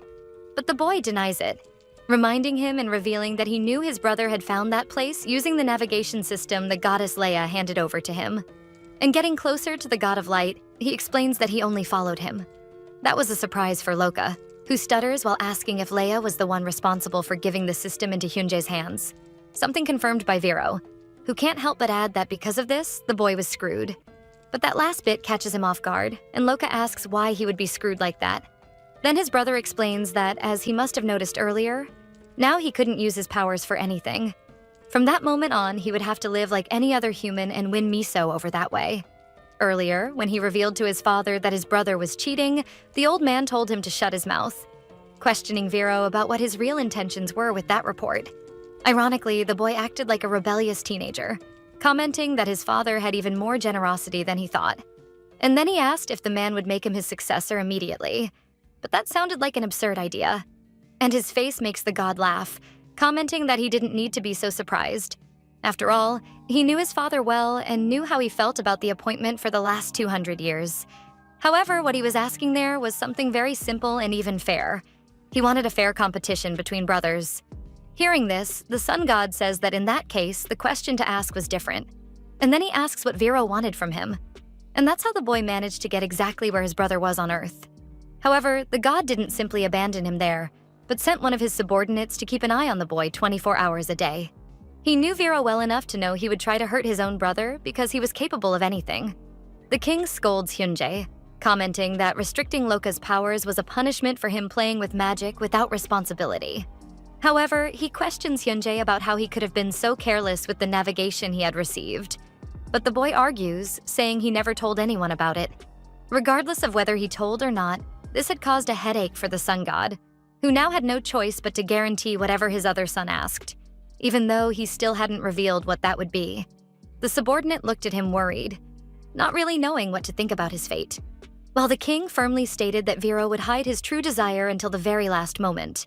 Desperate, the servant asks what would happen to Loka in this scenario, but the sun god makes it clear that he hadn't left his son completely powerless. He just made sure to reduce his powers so that he could only protect himself. And that was something not even Vero could change. Hyunjae asks what exactly was enough power, and his master replies that the boy would soon find out what that meant. But for that, Hyunjae needed to have a little faith in him, something the boy apparently didn't have, even though he answered that he would try his best. In the middle of all that confusion, Leia enters the room of her beloved, asking how he could do that to his own son. She was very angry and shouted to ask how the man could punish him in such a harsh way. After all, he had not even done anything. Now he had sent the boy to a mortal world he did not even know, with no power. The man comforts her, saying he knew how important Loka was to the woman, but this time she had gone too far. Even with that explanation, Leia did not understand. That's when the man asked if she had given the navigation system to their son, which makes the woman's eyes widen. With no answer, the sun god insists, and her silence is already a confirmation. Then the man holds his beloved's hand, saying that Loka was his son and therefore would be able to get through anything. He embraces her, asking her not to worry, because the boy would be fine on his own, which was a reality quite far away, considering the face he was making after that little scene in the bathroom with his brother. He was simply sitting in the middle of the street looking so down that some people passing by wondered why such a handsome guy was sitting on the ground, thinking maybe he had been dumped or something like that. Alone, he kept repeating like a madman that this could not be real, and he could not have just lost his powers like that. That's when someone approached to ask if he was okay. The kind old man asked if he was there at the hospital for a funeral or something and insisted that Loka answer. When he finally noticed there was someone at his side, he mumbled, and the old man explained that he had asked what he was doing there, and if he had someone he knew who was sick, whether his mother or father. But still he says that a young man like him should not be lying around sad like that. After all, he could not lose hope. And the kind old man argues that this hospital was actually very good. All Loka answers is, "my form," and this leaves the guard a little confused, until the boy suddenly stands up, shouting to the winds that only the most sacred men could see his original form. He kept repeating, "most sacred man," with force, and the guard thought at least he had found out the boy's body was fine. In disbelief, Loka questions if that old man could really see him, which the man confirms, asking if he needed a psychiatric evaluation or something like that. But he does not care about that last part, only with the fact that his doubts were now confirmed that he was without power. The boy turns around looking for something he could test his powers on and finds a post, walking toward it. The boy points, starting his spell to put light where there was darkness before. He looked like a madman pointing at the lamp when a crowd of curious people gathered around the situation, and even the guard had to call for extra security to see what was wrong with Loka. The boy trembled because his spell had done nothing, which meant he could not even control simple lights. Until someone shouts, celebrating that they had found the god, who was too busy being shocked with his new limitations. Hyunjae runs to reach him, calling him little brother, and explaining to the people that his brother was not doing very well in the head, making them feel sympathy for the situation and also asking to take care of Loka because he did not seem well, and that road was very busy, so it could be dangerous. Something Hyunjae thanks for, pulling his master who only knew how to scream, asking what was happening with his divinity. Meanwhile, in Seojin's room, Miso was resting beside the bed, until a nurse entered the room, explaining that she needed to examine the boy. However, the protagonist explains that the doctor had already gone to visit. But the girl confirms that Miso's nephew was also receiving psychiatric treatment, since he had a new doctor taking care of that part. The doctor introduces himself, asking if the lady was Seojin's legal guardian, something she confirms, a bit uneasy with that presence. And the man says he was excited to work with her nephew, because he would take care of Seojin from then on. And even though he was a god, Vero introduces himself only as a doctor, Nam. The girl stared at that boy, by the way, very handsome with a lost look. He walks past her, going towards Seojin, checking his injured mouth. But he smiles when he sees that the damage to his teeth and the skin inside his mouth was almost minimal. And he acted as if he was surrounded by children all the time up there, saying that his cheeks must be really sore and making a sound imitating that pain, feeling sorry for the child because that must have hurt a lot. He turns to Miso and says that even with constant medication, burns of that degree usually took about 6 months to heal completely. Noticing how deep in thought the woman was, he asks if she was listening, which the protagonist confirms, even though it was a big lie. And he stands up, remembering there was one small detail he forgot to mention. Looking at the boy's hospital chart, he explains that although patient care was essential, that specific hospital made sure to also provide emotional support for their guardians. This leaves Miso a bit shocked. She had gone to that hospital for many years and had never heard of anything like that. So the man explains that wounds could heal completely with their care, but that did not mean they could simply neglect the well-being of the people present there. That is something the girl agrees with without even questioning. And she also explains that her nephew was very mature for his age. However, Vero comes closer with a kind smile and says that he was actually referring to the woman in front of him. Seojin just watched that silly interaction without saying a word, but he noticed that his aunt's face was red like a tomato. Meanwhile, outside the hospital, poor Yoonjae was being pressed against a wall, being scared by his superior, who says the boy surely knew something. The servant stuttered. He could not say a word because his master was already yelling, asking if it was true that he had lost all his powers and wanted to know exactly how that happened. Even if the boy's silence lasted only milliseconds, the god was desperate and shouted for him to say something, because he needed to know if he had really lost his powers. A few minutes later, after the boy explained the situation properly, the god of light screamed. He was freaking out, because all of that had been caused by some resentful ones who could not accept a small thing like using his powers to get an advantage in the competition. After all, he had not done anything serious. What were 5 seconds of world peace?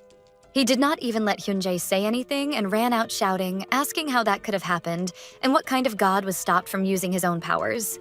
He could not believe that was happening, and even if it was useless, he tried to think of what he could do to reverse that situation on his own. However, Hyunjae had not finished with the divine warnings and quickly ripped off the band-aid to tell his master that the navigation system he had received from Goddess Leia was not working properly.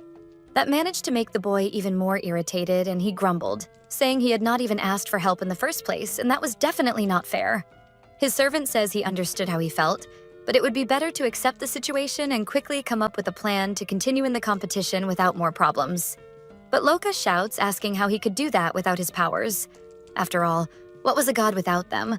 But that only gave the boy more reason to argue that they needed to think of something. And that makes the boy even more stressed, asking what they were supposed to think of after a tragedy like that. Hyunjae was already tired. He definitely was not paid well enough to put up with that kind of thing. In the worst mood possible, he grabs his master by the shoulders, making it clear that his powers did not define him, and if he was really a god, he should start acting like one, leaving the spoiled boy outraged, asking how he dared talk to a god like that, which makes the boy ask if now he had decided he was a god, because he was not acting like one. And it was too much insolence for Loka, who thought about annoying his servant. Ignoring the boy's bad temper, Hyunjae explains that at that moment, it was more important than anything else that the master did not let Miso leave his side. Not even for a second. And the boy goes back to complaining, saying that he needed to see his father immediately, which surprises Hyunjae a little, who argues that since he came down to that world, he already knew he would not be able to meet his father until he completed his mission.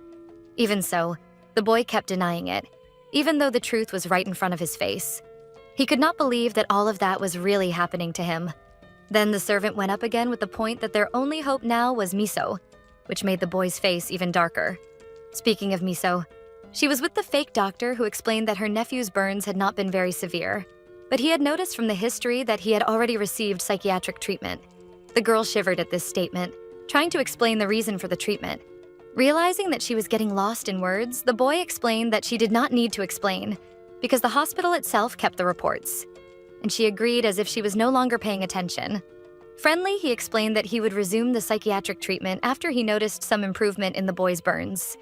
And then he said goodbye to the woman with a smile, leaving only her and Seojin in the room. The little boy couldn't help but comment on how handsome the man was, and the protagonist agreed, even questioning how someone that handsome could be human. And she still complained, because the guys she knew at the co-working cafe weren't anything like him. That's when the two entered the room, already ruining what was left of Miso's good mood. She screamed, asking what that guy wanted to be back there for, and Hyunjae was the one who answered, saying that they had a little something they needed to tell her. But Loka couldn't help but notice a very irritating detail. His brother, who was now walking down the hallways with a huge lab coat, had been with the girl he needed to win over. And Loka looked at him like someone coming out of a funeral. Trying to ignore this, he turned back to Miso again, who was too busy screaming, saying that they couldn't just invade the room like that, but his servant was taking care of the situation, asking her to calm down so they could talk like civilized people. Trying to calm down, the girl explained that she knew she owed Loka a big favor and wanted to be able to talk, but at that moment she was in no condition to do so. Pulling his master, Hyunjae asked why, suggesting that she was sick or something like that. Before she could explain, Miso's cell phone vibrated in her pocket. She answered, apologizing and explaining to the person on the other end that she would call back as soon as possible. It was her boss demanding her presence, and the protagonist explained that she couldn't go at that moment because something unexpected had happened. She looked at Seojin and his weakened state and apologized again, saying that she couldn't go. However, the girl thought for a moment. She was already ready to leave, asking her boss to wait just a moment for her to arrive at work. When she ended up tripping over Loka's foot, she would have hit the floor hard if it weren't for the boy's quick reflexes that startled him, pulling her hand to try to hold her. However, this small act made the two of them disappear into a mist that hovered over the room. Only Seojin was left there, shocked by what had happened, just like Hyunjae, who immediately shouted for his master. Meanwhile, in the hallways, Vero turned, hearing all that commotion, curious about what might have caused it. They both fell abruptly to the floor, with Miso leaning against the boy's chest. And when she realized the situation she was in, she was outraged. The protagonist leaned against Loka's chest and screamed to ask what he thought he was doing with her, until the woman who had been talking to Miso on the phone earlier entered the room, saying it would be better if she just quit right away. However, that scene of the two of them caught the woman so off guard that she couldn't even figure out what she was saying. And then she called the name of her subordinate who, nervous, answered that she was there. That left the woman very confused. After all, the girl had just said that she couldn't be present. Besides, the woman asked if that was Maud lying on the floor. Miso quickly got up, trying to explain why the boy was in that position without making the situation even stranger. But she ended up getting lost in words, so she decided to hurry and go straight to her work things, apologizing again for being late and running to change. Meanwhile, the poor guy was still on the floor, looking like he had been run over by a bus. At least until the woman asked if the two of them were having an affair, because that question was enough for him to get up angry, shouting that the woman shouldn't suggest impossible things like that, while Miso also denied it. Their tone stresses the coworker, who asked them to calm down because there was no need to keep shouting. It had only been a question. And taking advantage of the fact that the girl was there, she calls her for a private conversation, which Miso has no choice but to accept. The two sit alone at a table in the cafe that was still empty. The woman wanted to suggest that her employee take a break at least for a while. The problem for Miso is that she couldn't do that because she had been fired from her other jobs for missing a few days. And she argues that the woman knew her well enough to know that she needed to keep working. Sighing, not knowing what to do exactly, the woman reaffirms that she knew this better than anyone. Even so, she wanted to know if the protagonist didn't think that taking care of her nephew, studying and focusing on a part-time job wasn't something impossible. And that word brings terror to Miso's face, who almost chokes on the air. Continuing the subject, the woman asks why Miso doesn't go back to the hospital for now. At least not to leave Seojin alone. And the mention of him makes Miso jump. Being honest, her boss questions what the boy had done in past lives to be paying such a high price in this one, and reveals that she felt bad for the girl, who takes advantage of this to ask her to be more understanding with some matters in this case. After all, the payment there was very good, and being in that job was the only thing that guaranteed the protagonist could buy some books for her nephew. Customers suddenly start arriving, catching the woman's attention. And then she gets up ready to attend to them and makes it clear that they could talk better when Seojin left the hospital. confirming with Miso, who seemed extremely disappointed with herself. She sighs and Loka watches her from afar, sad like that. He couldn't get out of his head that she and Hera were very different. Flashes of the past life of his old beloved come to his mind, of when Hera was adored, constantly called by the cameras. The woman smiled, waving like a true miss, but now he was stuck with that depressed girl full of problems. The girl was sitting at the bus stop, waiting to return to the hospital to see Seojin, and Loka tried to keep a certain distance. It was as if he felt sorry for the girl, because she was the reincarnation of his love, and her life was very sad. Meanwhile, Miso focused on more anxious thoughts, wondering how she would pay for her nephew's center and daycare if she got fired. She even considered talking to Seojin himself and explaining that she had been scammed and therefore couldn't pay for anything at that moment. Yes, it had only been 6 months, and she had already managed to lose all 3 of her part-time jobs. Something that happened every time she had some problem with her nephew. Trying to hold back tears, she wonders what she would do to solve it this time. But she also lamented, because she didn't know what she had done to have such an unlucky life, feeling unmotivated to even keep living. But she inevitably fell into that thought, and as bad as it may seem, the girl wished she had gone to heaven with her brother. But Loka approaches with crossed arms, questioning if she really thought heaven was all that. His voice scares her. She had forgotten that the supposed god could read her mind. And he continues, explaining that if someone like her went to heaven, she would be kept as a slave for at least 300 years. She didn't know if that was an insult or if he was being serious, but still it was bizarre. Then the guy tries to be more explanatory and asks if she knew that when a human died, they went to hell or to heaven, and that when humans went to heaven, things were not exactly peaceful and paradisiacal, like the book said. In reality, they became God's servants, exactly like him. Or better, a slave, if you want to call it that. This information left the girl a little shocked, but the boy continues, questioning if the protagonist knew why so many humans chose to return to the mortal world. And he doesn't even wait for the girl to answer and already states that no matter how bad their life was down here, because it was certainly better than the life they would have in the supposed heaven. That's why they preferred to reincarnate. Distancing herself from the boy, the girl complains, saying that he was too much for her head now. And she still wasn't even sure if he was really a god or not, but she was certain he didn't have the slightest sense. Stressed, Loka says that life was a matter of retribution, emphasizing that word, and asking if she knew what that meant. But the boy counters, questioning if all the people in the world had a life as difficult as hers. And soon Miso denies it. But it wasn't all black and white like that. That's when she realized something. Interrupting her speech, she states that she had only mentioned that story of heaven in her head, and then asks if the boy was reading her mind again, and he tries to hide it. The girl jumps on top of the boy, asking if being a god gave him the right to invade her thoughts. But Loka explains that it wasn't like he could simply avoid it. But all that scolding made him realize something very important. He had read Miso's thoughts. Therefore, he managed to use his powers. The girl gets confused for a moment before remembering that besides that, they had teleported to that cafe, which caught her by surprise. A psychopathic smile forms on Loka's face, just with the possibility that his brother had lied to him earlier. Then he closes his eyes, determined to use his abilities and take them to his sanctuary without any help. However, he only looks like a lunatic at the bus stop, because nothing happens. An awkward silence hangs in the air, while Miso holds herself back from laughing at that boy. She asks what exactly he was trying to do, but the boy comes back with his indignant pose, questioning why it wasn't working. He didn't know what was different now. After all, as the girl herself said, he had managed to teleport earlier. So what could be missing?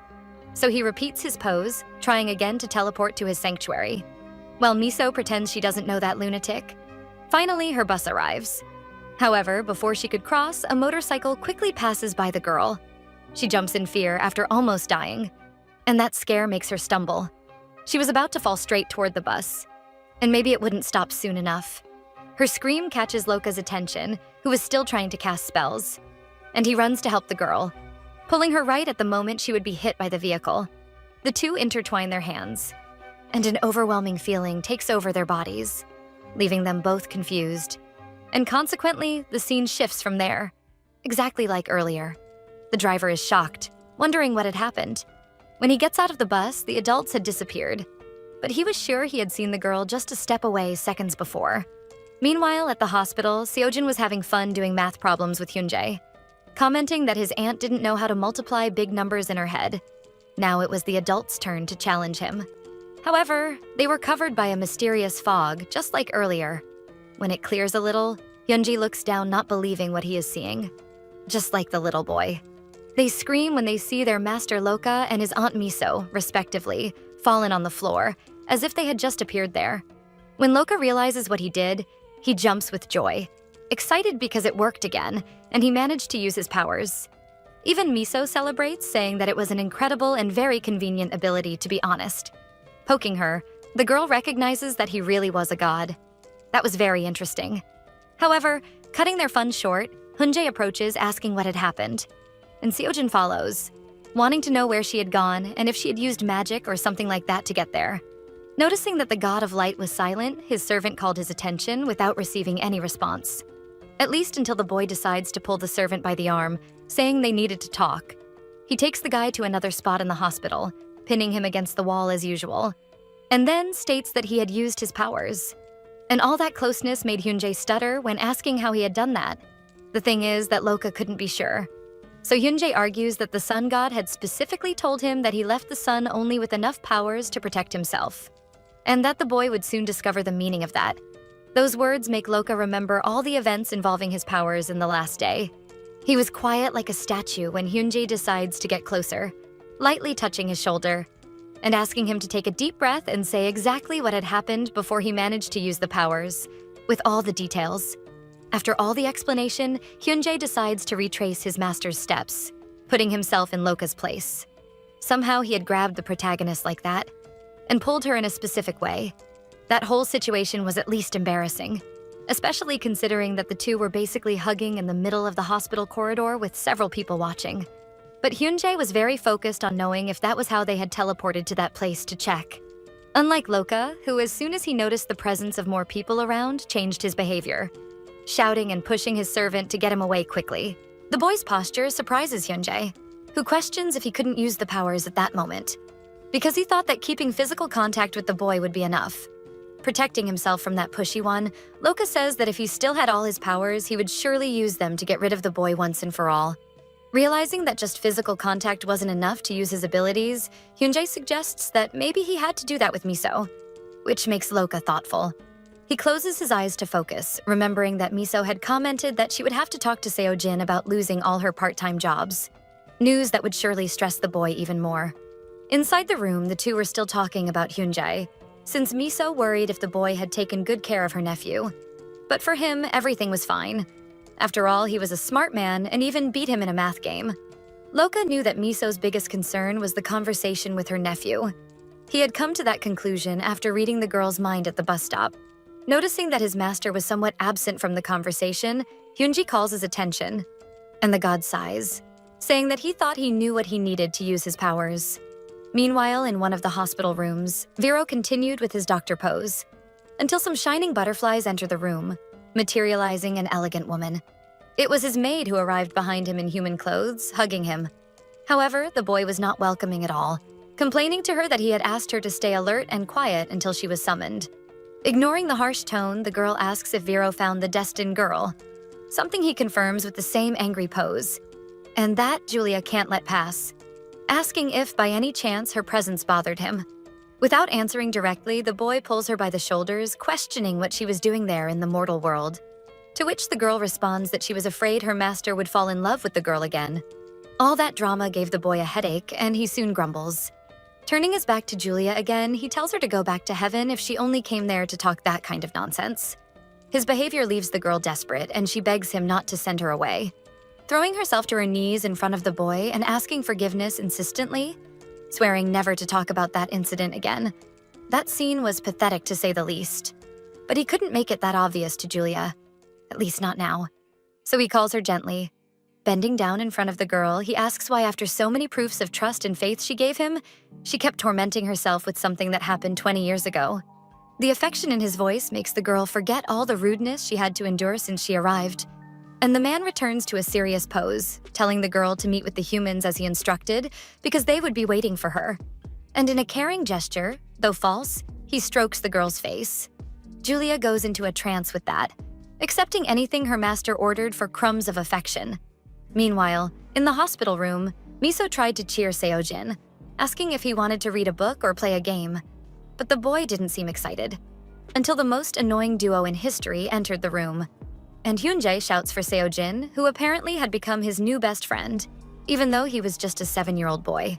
The boy was already calling him uncle, and his face lights up, asking where he had been all this time. Miso, on the other hand, was outraged that her nephew was so happy to see the guy. The two talked as if they were in their own little world, and Hyunjae treated Seojin with great affection, asking if he wanted some candy, a book, ready to give anything to the boy who only asked for watermelon. Miso watches everything, outraged, asking what the hell was happening there, until Loka calls her attention. And seriously, he explains that they need to talk. They return to the terrace to discuss in private. She remembered very well what had happened the last time they were there, so she asks what he wanted now. The boy was serious, and kind of unsure how to deliver such delicate news, because some time ago, when he talked with Hyunjae, he was shocked at the fact that his master and Miso would have to have physical contact for his powers to work. An awkward silence lingered in the room after that discovery, and after reflecting a bit, Hyunjae concluded that it wasn't such a big deal. They just needed to stay focused on the purpose. And Loka also comforted him, saying that they would manage to fulfill the mission. But now, in front of Miso, he sighed. He explains that he would prefer to be more polite and less aggressive about all that. But the circumstances had changed a lot, and those mentions without saying the main subject made Miso even more confused.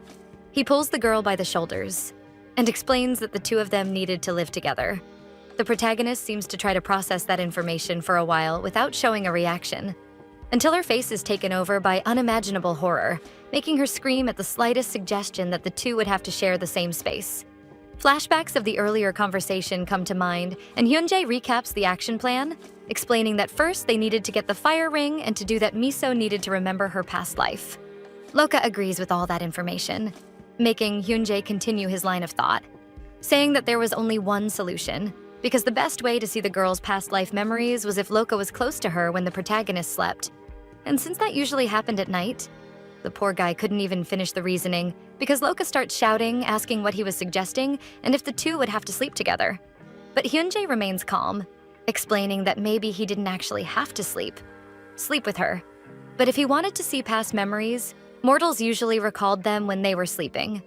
And he also makes it clear that they only had to do it this way because he wasn't with all his normal powers. The problem was that the god knew the girl would hate this proposal, so he asks what he should do in this situation. To which Hyunjae answers that since the god's powers were tied to the protagonist, they could make a deal.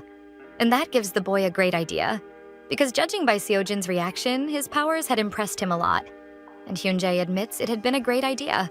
The problem was that now he was facing Miso, who was trembling while trying to find the right insult to throw at the god. Even so, he was extremely calm, explaining that he expected this reaction, he just thought she would get over it faster. Waving his hand in front of the girl's face to see if she woke up. But she slaps his hand, telling him to stop that, and then asks how he even dared to propose something like that.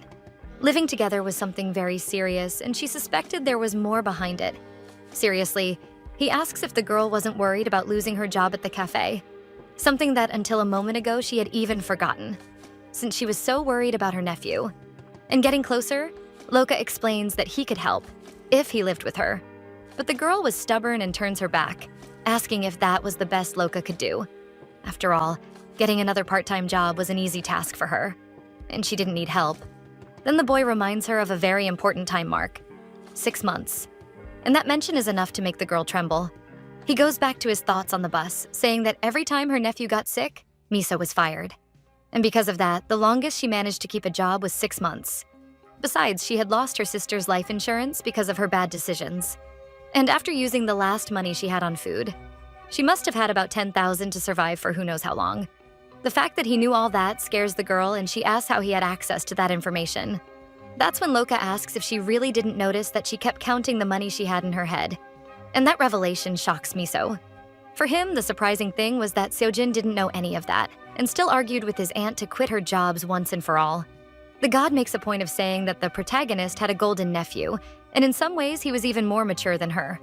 Thinking carefully about the direction of the conversation, the girl asks if that guy was really trying to buy her with money. And the accusation makes the boy's eyes widen. He grabs her arm violently. outraged that some human dared talk to his divinity that way, and makes it clear that he was only taking advantage of what Miso thought was most important, which was her money and consequently her jobs. He shouts that was all the girl had, and he wanted to help her with that, even though he said those words in a harsh and superior tone. Still, when she pulls away from the boy, she tries to argue, saying that just suggesting living together with someone you had just met was kind of absurd. However, Loka explains that nothing big would happen. He just had to finish his mission quickly, and all he needed to do was watch the girl sleep, something he probably shouldn't have revealed to her since she was very offended. Even so, he keeps saying it's not like he wanted to do that kind of thing in the first place. But that's how things were. Before he could finish his sentence, the girl gives in, saying that she didn't care and just wanted him to stay away from her. After all, ever since they met, the boy only brought problems and more problems, and she was tired. So Miso turns her back. Loka even thinks about stopping her to talk with her, but is left there alone before he can do anything. He was extremely angry, and he didn't know why that kind of thing kept happening to a god anyway. In the hospital room, everything was perfect. Hyunjae enjoyed his lack of anxiety. He celebrates the snack, surprised that Hyunjae really brought it. But the boy explains that he would never leave his precious Sandrino hanging. A curiosity hits the boy, and he decides to ask why his uncle Hyunjae was always with him. He wanted to know if he didn't have to go home or something like that.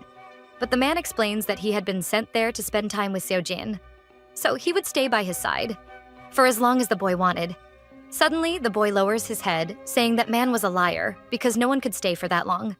And even his aunt left him alone to go work. And holding one of his magic cubes, he explains that it was fine because he could entertain himself. He had books and games on his phone. Hearing a child say that leaves Hyunjae shocked. It was at least depressing that Seojin had to take care of himself so soon. And touching his hand to take the cube, he explains that the boy was right, because he really was good at keeping himself busy and entertained. But he bet it was more fun than a phone. After all, smart kids like Seojin needed someone even smarter to have fun with and to talk to. The little boy mocks, asking if Hyunjae really meant to say that he was smarter. And the man answers that of course he was, because even if it didn't look like it, he was 130 years old. That really surprises Seojin, who didn't know how the man had reached that age with the same face as his aunt. And Hyunji tells him not to judge a book by its cover like that, having fun with the boy. But the fun mood ends when his aunt enters the room, slamming the door. The servant stands up, excited, but the woman wasn't in the mood for big talks and just tells him to leave immediately. Seojin protests, and Hyunjae asks if she had talked with Maud about the matter, correcting his name for almost calling him Loka. But the girl yells, saying she didn't care what the man's real name was, she just wanted him to leave the room right away, leaving an awkward silence in the air. Before the man leaves, Seojin asks why his aunt was yelling at his new friend, since they had had a lot of fun that day. But for her, that didn't matter. After all, they barely knew those two guys. And turning to her nephew, she is harsh when asking when he had ever had fun with anyone else. That really catches him off guard, leaving him completely shocked. Reinforcing her earlier request, the woman tells Hyunjae to leave right away. And she points, adding one more thing. She wanted him to take that psychotic god, or whatever Loka was, along with him, out of the hospital. As soon as they leave the room, the woman sits in the chair for companions and grumbles, making Seojin ask what was wrong. But she didn't want him to tell her. For now, she just wanted to enjoy the silence.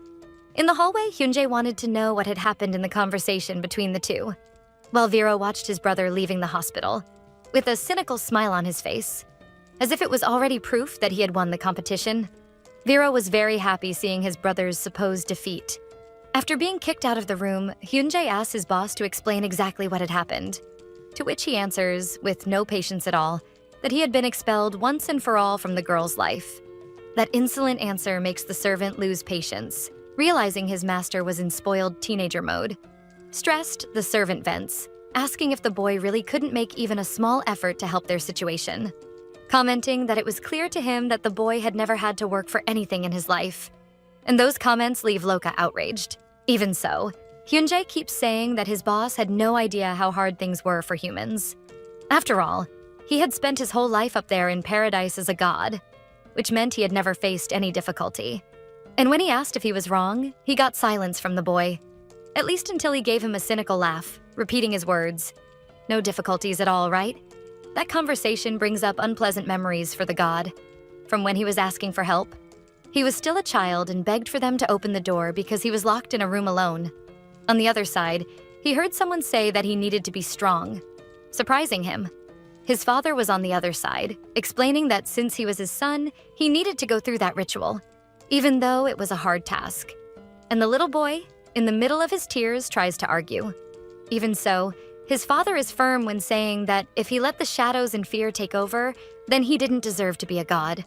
Even terrified, the little boy agrees. It's not like he had another choice, to be honest. He is woken from his thoughts by Hyunjae, who explains that he understood that whole situation, and that as soon as he became the god of the sun, he would indeed rule over everything and everyone. Being ironic, the boy thanks his servant for the support and understanding. Tired, Hyunjae sits down, asking if the boy knew why he had freely chosen to serve Loka for the next century, even if in the last 20 years the boy hadn't shown himself to be anything better than an unbearable drunk. Before Loka answers, the man explains that it was because his master was strangely human, which draws a little of the god's attention. And he keeps explaining that it was funny because even when he was making trouble, he seemed more human than the humans themselves. And he reveals that it was exactly for that reason that he wanted Loka to become the god of the sun, explaining that maybe that way, but just maybe, humans would find some relief in their lives marked by such hard situations. Loka was shocked by those words, while Hyunjae turned to the boy with a kind and honest smile, maybe for the first time since the two started living together. Trying to change the subject and not fall into an even more sentimental mood, Loka forces a cough, asking where the two of them would sleep that night. After all, they had been permanently kicked out of the hospital, and the god states that his sanctuary on Earth had probably already disappeared by now. Since the servant says nothing, the boy keeps insisting, waiting for an answer. But all Hyunjae does is burst into laughter, even though he had tried to hold it back at all costs. After all, there was no way he could know the next plan because he expected his master to have some sense and not fail the simplest mission possible. With night falling at the hospital, things seemed calmer for the protagonist. She rested in a chair next to her nephew's bed, who by this point had already fallen asleep. Suddenly, Vero opens the door, careful not to make too much noise. When he enters the room, he finds Miso fast asleep and stares at her thoughtfully. Careful, he approaches, giving a small touch on the girl's head. That touch was enough for him to access her past life memories, when she was in fact Hera, even though she couldn't remember her name. That takes him to a very specific memory, when he was face to face with the woman, still wearing his god's clothes. He took the woman's hand as if it was the most precious thing in the world. That moment had passed and was distant in the girl's memory, but this memory was enough. And Vero steps back, satisfied, giving a malicious smile with the confirmation of who that girl really was.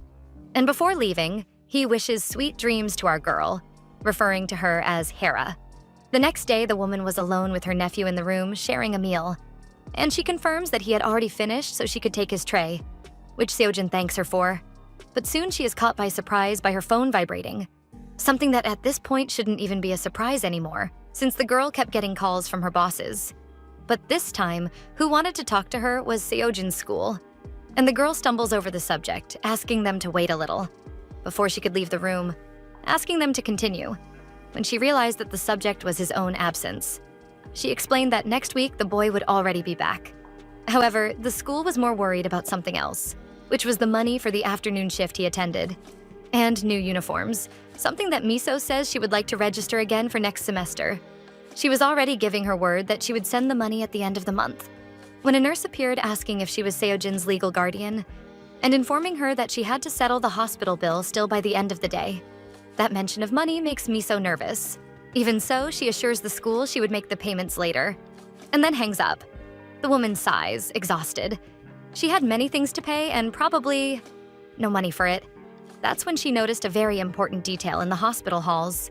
Loka and Hyunjae were still there, in a humiliating scene, sleeping on chairs in the middle of the hallway. And some patients whisper that the two had been there for a few days, saying that the fact they managed to sleep like that without worrying about the rest was quite impressive.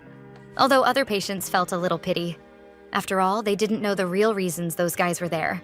So the situation was really sad. But the woman couldn't focus much on that because her phone vibrates again.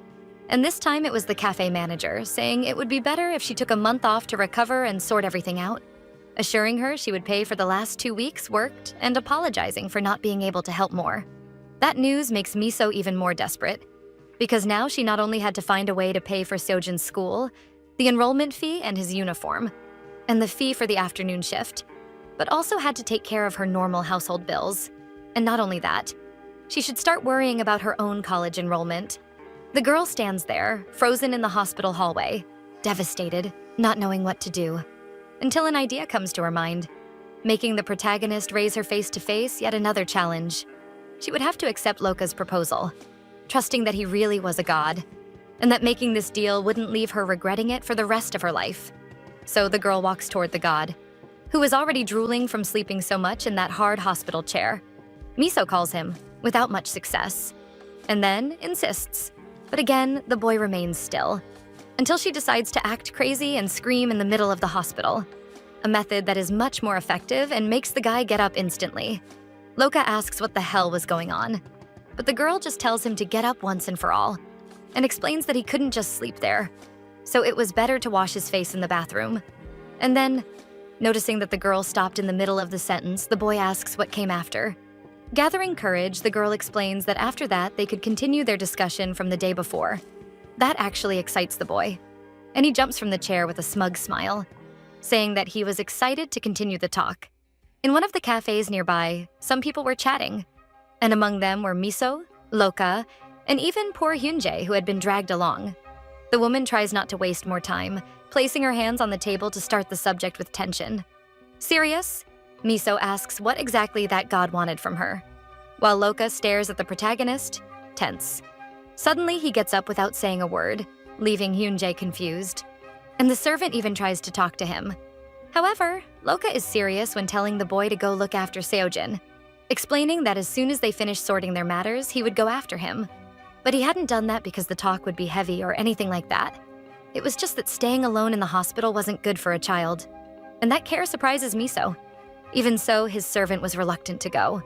But the boy pouts, saying he wasn't a helpless child. With that settled, he extends his hand to Miso, calling her to a more private place. She asks where exactly he was going, but Loka doesn't answer. He just gives his usual ironic smile. While extending his hand, still unsure whether she should trust the boy or not, the protagonist thought it was very weird. After all, a day ago she would have rejected anything from that man without thinking twice. But sealing their hands, she felt she could give some trust to Loka. And then, just like the day before, he transports her with his magic. The girl had her eyes shut tightly, as if that could protect her from any serious impact. But when she opened them, she was surprised. She was inside an apartment, not on the rooftop like in their other discussion. But it wasn't just any apartment. It was her apartment, with everything in the same place she had left it. While Miso freaks out, wanting to know how the god had done that thing, Loka observes the house, noticing it was very different from what he expected, and questioning how human beings manage to eat, sleep, or do anything in such a small space. The boy goes to the balcony asking why it wasn't bigger, until he noticed a small clothesline there. And picking up a piece of the girl's underwear, he asked what that piece of cloth was supposed to be. Meanwhile, Miso was frying her brains. Grabbing her clothing, she screams, pushing the guy away to keep him far from there. The protagonist was visibly stressed and wanted to know what that guy was thinking invading her house like that. But he didn't understand what was wrong with that unbalanced woman. So she explains she hadn't even managed to tidy the house. But that goes unnoticed by the boy, who asks Miso to come closer. When she does, she is confused, not knowing the reason for the request. Then the boy intertwines their hands again, making her nervous and pulling her arm back hard. That's when the TV shines brightly, revealing the image of Hera, the person Miso once was. She asks if that was the woman Loka always talked about, and he answers that actually, that was her, which leaves our girl a bit confused. Then he explains that she was Hera in her past life, that majestic and famous woman. Even to Loka, the girl was the most beautiful in the world. And then, being sincere, he explains to Miso that what he needed from her were her memories from when she was still Hera. But the girl couldn't understand how to do that. So the boy says he could help by extracting the memories of her past life directly from Miso's subconscious while she was asleep, which makes the girl question what would happen after that. So the boy explains that when he had collected enough memories, the fire ring that lived inside the girl would reveal itself. Even though she was nervous, the girl asks if that was really all. But there was still a small detail. There was one more thing Loka needed. That was the devotion of the woman in front of him that he despised so much. That idea was at the very least absurd. Even so, the god continues, saying that as the owner of the fire ring, she needed to explicitly recognize him as the next god of the sky. And she had to do that with all the sincerity and respect she could manage. The girl feels relieved with the request, laughing as she realizes what devotion really meant. And her reaction makes Loka ask what she thought it meant. But it was better for Miso not to answer. So she just changed the subject, moving to the part that interested her. She needed to know what she would gain from that. And Loka asks a very simple question. What do you want? The girl thinks for a moment. Then the god interrupts, saying that he knew humans tended to be very materialistic with these requests. So he could have a good idea of what Miso wanted. He asks for the girl's hand, which makes her nervous again, feeling those fingers intertwining with hers. And all blushing, she tells the boy to stop holding her hand like that out of nowhere. But Loka was fearless and explains that he had lost his powers, something that was the worst thing possible to happen to a god. But his father had left the powers available for use in the presence of the successor of the fire goddess, which meant he could use them with Miso, including that this was proof that she really was the successor of the role. And that talk leaves her confused. The girl tells the boy to stop talking about that kind of thing. But Loka argues, explaining that what he meant is that now they were in a relationship that would benefit both. Only that if she wanted the help of his powers, she would have to let him hold her hand. And so she does. Not that she had many options. Suddenly, the girl's phone rings and she answers, still with her hands intertwined with the gods. It was her boss saying she needed her to come back next month, leaving Miso a little confused. And then the woman explains that she got a call from the owners. And even though she didn't know what happened, the girl had gotten a 20% raise, which makes the girl scream. She turns to Loka, not believing that was really happening. But the god remains neutral with the same ironic and smug smile as always. Even though she was in shock, Miso thanks her, saying she would be there next month. After hanging up the call, Loka comments that the girl was very different from other humans, because he thought her deep wishes would be more ambitious, like having a big property or fame. But that didn't matter. What really mattered to the boy was that now the girl had a debt with him.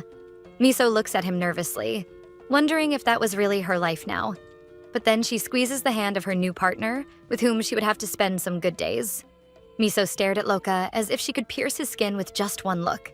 Meanwhile, poor Hyunjae tried to bring the two back to reality so they could settle the living together agreement, which included some essential things. First, they should avoid physical contact unless they needed to teleport. Loka had to promise to stop reading the girl's mind and be generous when using his powers in favor of the protagonist, considering her job and her whole life. He also couldn't tell Seo-jin the truth about the money Miso lost and needed to respect her boundaries. Not only that, but they would also use separate bathrooms, and the god had to follow the girl's guidance and requests always. Like when she asked Loka to pick up her nephew at school. Surprising the deity, Miso says that if he wanted, he could write his own terms too, so the relationship wouldn't be unequal. Then, with his usual superior pose, the boy starts, using the pen as if he were making a great judgment worthy of a god, writing that the human should share the bed with him every night. When Hyunji takes a look at it, he comments that it was fantastic, and Miso gets embarrassed with that clause. But honestly, at that point, she didn't care much anymore. Looking at his watch, the god gets up, saying it was time for them to go.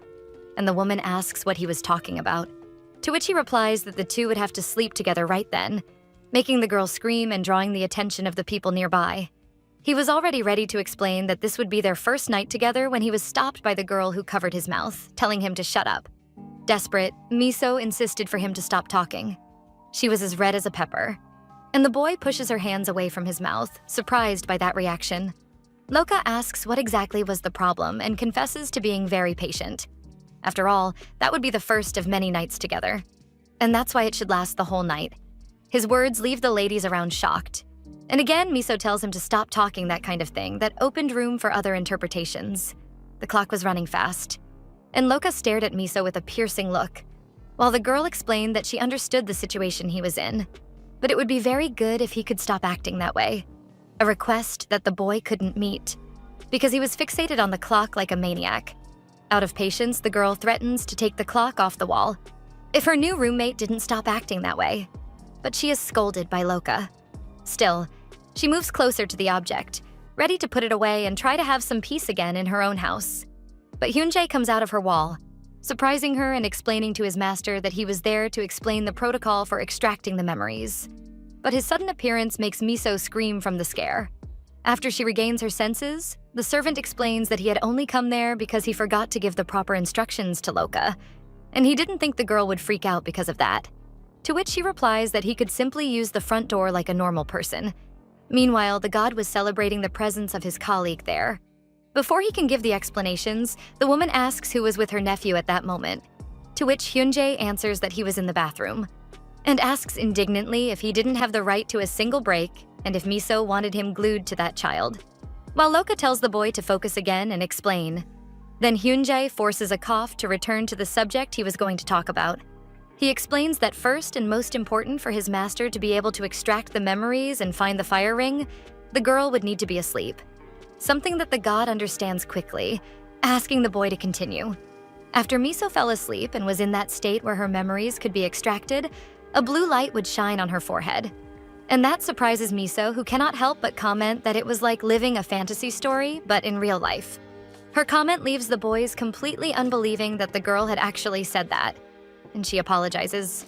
Trying to ignore the interruption, Hyunjae continues, saying that as soon as that blue light appeared, his master would take his own ring, which was what represented his status as the son of the sun god, and he would bring it close to the blue light. Then Hera's memories would appear right in front of his eyes, before flowing directly into his ring. That seemed like just something cool and normal to Loka, but for Miso, being in contact with the divinity was impressive. However, Hyunjae warns that there was a small detail. Since Loka had lost all his powers, there was a small problem. Before he can explain, he hears Seojin calling, who apparently had come out of the bathroom and now wanted to play with him. That surprises the boy a little, who is left without knowing what to say. He asks the child to wait a little and says goodbye to the two without finishing his explanation. But Loka doesn't even notice that. He only thanks Hyunjae for the work and assures that he would take care of things from then on. And Miso asks again that he be careful with her nephew. So the boy disappears into the wall, closing that portal. Now the two were completely alone and would have to endure each other's company for an indefinite time. Loka looks at Miso without much expression, before calling her by her name, saying that it was time for them to lie down, something she would have to accept unwillingly. And her acceptance makes him a little more excited about things, thinking that this was already a good start. Besides, the god thought that as soon as the girl fell asleep, the rest would be very simple to do, while Miso only wished deeply that it all worked. But in Loka's thoughts, he already considered himself the next sun god, and thought it was only a matter of time. When they finally went to lie down, the boy made sure to make the atmosphere comfortable, and waited for the girl to fall into a deep sleep, while she was sitting in her office chair. He watched her for hours, from 1 in the morning until 3. But the girl didn't fall asleep at all and was already getting nervous. He comes closer to Miso's bed and asks how she hadn't slept yet, telling the girl to hurry up, but she explains that it wasn't that simple, because she had forgotten to mention one little thing. Hyunjae had to go there to solve it, but he was very nervous, shouting to ask why she didn't tell them before that she had insomnia. Laughing nervously, the protagonist asks if they didn't know many things about human beings, and explains that most of them couldn't simply turn off the lights and sleep whenever they wanted, which was a big problem for the two. Then Hyunjae finishes his earlier thought, saying that since his master had lost his powers, the memory extraction had to happen before sunrise, which makes me so worried. And then the boy asks Loka that they forget about it for today, since it was already 4 in the morning. And Miso tries to be optimistic, saying that they would try again the next day. The servant still comments that if Loka hadn't lost his powers, this wouldn't be happening, which makes the god of light even more stressed with the situation, going after his servant to ask if he was trying to make him even more stressed, and telling the boy to shut up. But the guy argues that he knew he was right, and there was nothing to do about it. However, the fight between the two is interrupted by Miso, who explains that she still needed to sleep. But the two don't even listen, because they were too busy hitting each other. It didn't take long for the day to break. After all, it was 4 in the morning when all that discussion happened, and Miso gets up, calling Loka's attention, and saying that she was going to visit her nephew, then go to the university. The protagonist also asks that the god try to rest a little. After all, the two had had quite a night. Meanwhile, the boy was lying in bed, grumbling from so much sleep. But she doesn't expect any conclusive answer from the god and just leaves the room, leaving him there. As soon as the girl leaves the room, Loka throws his eye patch at the door in anger. He was outraged because he had no idea how the girl managed it, just living her life without sleeping. Not even for 5 minutes. It was at least revolting. So he gets up, asking if the girl was still at home. because he wanted to go with her on her tasks. But to his bad luck, she was already on the street, lost in thought about everything. While waiting for her bus, she reflected on how stressed she was with herself. After all, it wasn't like she had stayed awake on purpose. She just couldn't sleep even though she really wanted to. She was almost getting in when the god appeared, shouting for her to wait. However, the girl didn't notice and got on the bus anyway. Trying not to feel so guilty, after all, she was the one with insomnia in that whole situation. Seeing the bus moving away, the boy shouts, as if the girl could really hear him from in there. And then he just stands there in the middle of the street like an old man. That's when he noticed someone very familiar inside the same bus as Miso. It was his brother Vero, who was surely plotting something again. Meanwhile, inside the bus, Miso had managed to get a seat since it was pretty empty inside. But to her bad luck, she was very sleepy and wasn't even sure she could open her eyes if she nodded off any longer. Even so, she tried to stay awake because she couldn't miss the hospital stop. That's when she noticed the approach of a boy who looked very familiar, especially his smug smile. It doesn't take long for the girl to fall asleep, and Vero takes the chance to get close to her, sitting by her side, sure that he had gotten exactly what he wanted. At the medical center, he put on his doctor disguise, leaving the girl on one of the available hospital beds, still in a deep sleep. Vero moves closer to her face, carefully so she wouldn't wake up, touching her forehead so he could access all her memories. However, this sends an alert to Loka, who shouts for the girl in the middle of the street. And somehow he manages to send out a kind of signal for the girl to wake up at once, making her shiver a little. Then she wakes up, commenting that she had a great nap, until realizing where she was, getting disoriented, and asking herself where exactly she had ended up. When someone celebrates the fact that she woke up by offering her a cup of coffee, the protagonist screams in fright. It was Vero in front of her, and she recognizes having seen the psychiatrist a few days ago, while he asks if she liked coffee. After accepting the cup, Miso asks what she was doing there. Then he explains that she had fainted on the bus, something that scares the girl. However, she was more interested in knowing how that boy managed to bring her to the hospital, already imagining that he had carried her through the hallways bravely like in a romance book, telling everyone to get out of the way. But that wasn't an ideal scenario for the girl, who didn't want to be seen as a damsel in distress. Watching the girl's reactions, the boy can't help but comment that her face was very expressive, making her tremble. Then he explains that he pretended there was an emergency happening and then decided to bring her to that room. But she didn't need to worry. Then the girl thanks him. However, she asks why he had brought her to his office. And the boy answers kindly that he just thought the woman wouldn't want her nephew to see her feeling sick. And since it looked like she needed to rest, he figured she could sleep there. And after she woke up, she would visit Seojin in his room. His answer surprises the girl. After all, the two didn't even know each other, and he had shown all that consideration for her. But she didn't want to waste any more time. So she thanks him for the help, saying she would leave immediately. But Vero asks her to wait because he had something to ask Miso. She gets a bit curious, but the fake doctor asks her not to be nervous because it was something about her nephew. And that mention is enough to make her even more nervous than she had been since waking up in that strange room with that charming boy. Then he explains that Seojin's IQ was much more advanced than children his age, and he rests his cup, commenting that he must be a very smart kid. Then he explains that he was working on a thesis about gifted children who were dealing with post-traumatic stress. And with her permission, he would like to have more conversations with Seojin and run a few more tests. In my opinion, that research was way too convenient. But the woman gets serious because he was basically suggesting to treat her precious nephew as a test subject. However, the boy keeps his friendly pose, explaining that of course his legal guardians would participate in the research, because the goal was to understand a little more about the bond between children and their guardians. But he can't finish the explanation, because the protagonist quickly stands up and very harshly says he should find someone else to participate. However, before she leaves the room, Vero explains that she would be rewarded for giving her time. And that makes Miso stop walking right away. She bites her lips, unsure of what to do. But she turns to the doctor, ready to give him quite an answer. After their conversation, she marches out of the room going after Seojin. And on the way, she runs into Loka, which surprises her a lot, because the god didn't usually care much about her. But now there he was, wanting to know if she was okay. To which the girl answers that it was better for him not to talk to her at that moment because she was in a terrible mood. The woman wondered how that doctor had the nerve to suggest that she sell her own nephew. And unconsciously, Loka ends up reading that thought, shocked by it. Miso was taken over by terrible guilt, because she had always felt that she was the reason Seojin was an orphan now. as if it were her fault he was suffering so much. And the image of the boy's parents' funeral comes to her mind, making Miso's eyes fill with tears. And the guilt weighed on her shoulders more than ever. Loka breaks her silence, asking why she thought everything was her fault. And that surprises the girl, who reminds him that they had agreed he would stop reading her mind without her permission. But the god doesn't care much about that. He just says it was an accident and continues their talk, explaining that the girl was also young, and she was a victim of circumstance. But the protagonist didn't see things that way and breaks into tears, saying that if she hadn't asked the boy's parents to go out so late to buy something for her, none of this would have happened. The girl gets lost in her own words while trying to argue against Loka's points. After all, to her, it made much more sense that everything was her fault. The boy is left speechless because it reminded him of something very dark that had happened in his life. When he was little, he was being held by two of his father's servants, crying and explaining that he had called the girl to go with him, and she hadn't done anything wrong.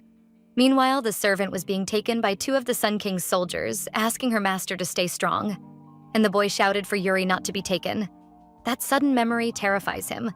That's when he realizes the girl had already stopped crying, telling him to forget it and that he shouldn't even be talking about this kind of thing now. After all, she was Seojin's legal guardian, and in moments like this, she needed to act more like her sister used to. And thinking about it a bit, she was sure her sister would have crushed that stuck-up doctor, wondering how he dared to think about messing with a child's trauma for the sake of research. She definitely wouldn't give in. Loka widens his eyes at so much information at once, before putting his hand to his forehead and commenting that he was definitely trying. Meanwhile, in his new office, Vero reflects, remembering Miso's words earlier when she angrily said that she knew she didn't have that many resources to give her nephew. But she definitely wouldn't hand him over on a silver platter to the first team of researchers who offered to pay for him. Still, he smiles smug as always, as if nothing could really shake him, until his servant shows up saying she didn't understand, surprising him with her presence. The girl approaches from behind him, asking why Vero kept wasting his time in vain on that land. And she asks why he didn't use his powers to steal Miso's memories. But just that suggestion gave the boy chills, as bad as he was. Vero turns to Sion and asks if she had already found a way to finish Loka once and for all like he had asked some time ago. But she answers that if her master had a specific deadline for her to carry out this task, she would hurry to do it. Then, Vero explains that the god of the clouds had informed that tomorrow, by 2 in the afternoon, would be good enough, and the girl confirms that she would have everything ready. With that matter solved, the boy uses his powers, which had not been limited by his father like Loka's, taking the opportunity to spy on his brother and Miso with a kind of crystal ball, seeing that they were arguing about something. The god was fascinated by the protagonist, and he couldn't help but comment how, even in another life, the girl was still brilliant. And his comment makes Sion jealous. She tries to change the focus, asking her master if he had already extracted Miso's memories, to which he answers that apparently this would be much harder than he imagined. Vero strengthens his crystal ball, squeezing it hard, and retrieving memories that seem to be from Miso's childhood. When Sion asks who those little girls fighting were, the god immediately cuts her off, saying that it definitely wasn't a memory of Hera. The boy was already impatient, commenting that apparently that task of getting the fire ring would take much longer than expected to be completed. Meanwhile, in another room, some people were sharing an apple, and a little boy was talking with Seojin, asking if that old woman sitting there was his aunt, who took care of him. Something he confirms, even though Miso felt offended by the mention of her age. Even so, he continues, asking if the handsome guy next to her was Seojin's uncle, but the boy didn't really know how to answer. So he decides to say that he was just some guy who slept with his aunt, and that was enough to make poor Miso spit her snack in Loka's face. And that was enough to make the guardian of that boy take him out of the room while Miso screamed, freaking out because her nephew thought she was actually going out with Loka. The 3 boys watched the protagonist while she had her little anger fit, looking like a mad dog, until Loka calls the attention of his servant, who immediately answers him. And he asks if the servant had already found a way to solve their situation, to which the boy answers yes, explaining that first they needed to extract Miso's memories, at least if she managed to sleep, because otherwise all their efforts would be in vain. And that comment sounded like a jab to the girl. Even so, Hyunjae continues, revealing that he had researched the 5 most effective methods for a perfect night's sleep, which leaves Miso a bit offended, and the god even more interested. He starts by saying that first it was important for the girl to expose herself to the sun and exercise, because according to his research, Sunlight helped with psoriasis, raised body temperature, and improved mood swings, while activating important hormones and raising vitamin D levels, promoting both physical and emotional health. The girl felt like she was in a real class, shocked by the creature's research, who finished that topic saying that all this should help Miso relax and, consequently, sleep in a more comfortable way. But the protagonist goes to him asking what exactly all that information meant. To which the servant answers that, basically, she and Loka had to take a walk from time to time, and considering that this should happen at least 5 hours before she went to sleep, it was ideal to start now. However, the woman says that she couldn't just leave and go walk in the street at that moment. After all, she had work tasks and needed to worry about her nephew. The two boys look at her seriously, making her ask what they were looking at. Then, Hyunjae reminds her of a small detail. Her part-time job wouldn't start until the next month, which meant that, for now, she was unemployed. And that hits her directly in the chest. But besides that, Loka takes the chance to remind her that Seojin was under Hyunji's care. And even the little boy interferes, giving the final blow by asking since when his aunt did any house chores. The woman was down on the floor as if she had taken a real slap, with all those offenses to her ego. However, Loka extends his hand to her, telling the woman to compose herself quickly. He had no patience and makes it clear that he didn't like that idea either, but it was better for them to finish it quickly. Defeated by the god's arguments, the woman gives in, extending her hand to speed up the process.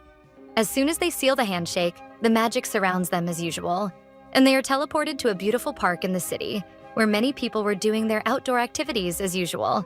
Arriving there, even if it wasn't the best activity, the protagonist had to admit that it was a very nice place. Besides, it seemed like years since she last came to that place. A mother walking with her son catches her attention because the little boy was showing a pretty flower he found in the square to the woman. This scene makes her melancholic, and the protagonist comments that probably the last time she was there, her nephew was about the age of that child she saw. But Loka wasn't interested in any emotional nonsense, and reminds Miso that she needed to get as much sunlight as possible, and they weren't there to relax or anything like that. They were there to put her in a peaceful state before sleeping, to help her sleep. The comment makes the girl let out an ironic laugh. After all, it wasn't that simple. And she asks if this sleeping thing was really that easy for the gods. And shrugging, she comments how Loka was lucky. After all, he never had any difficulty in his entire life. The boy doesn't answer or argue.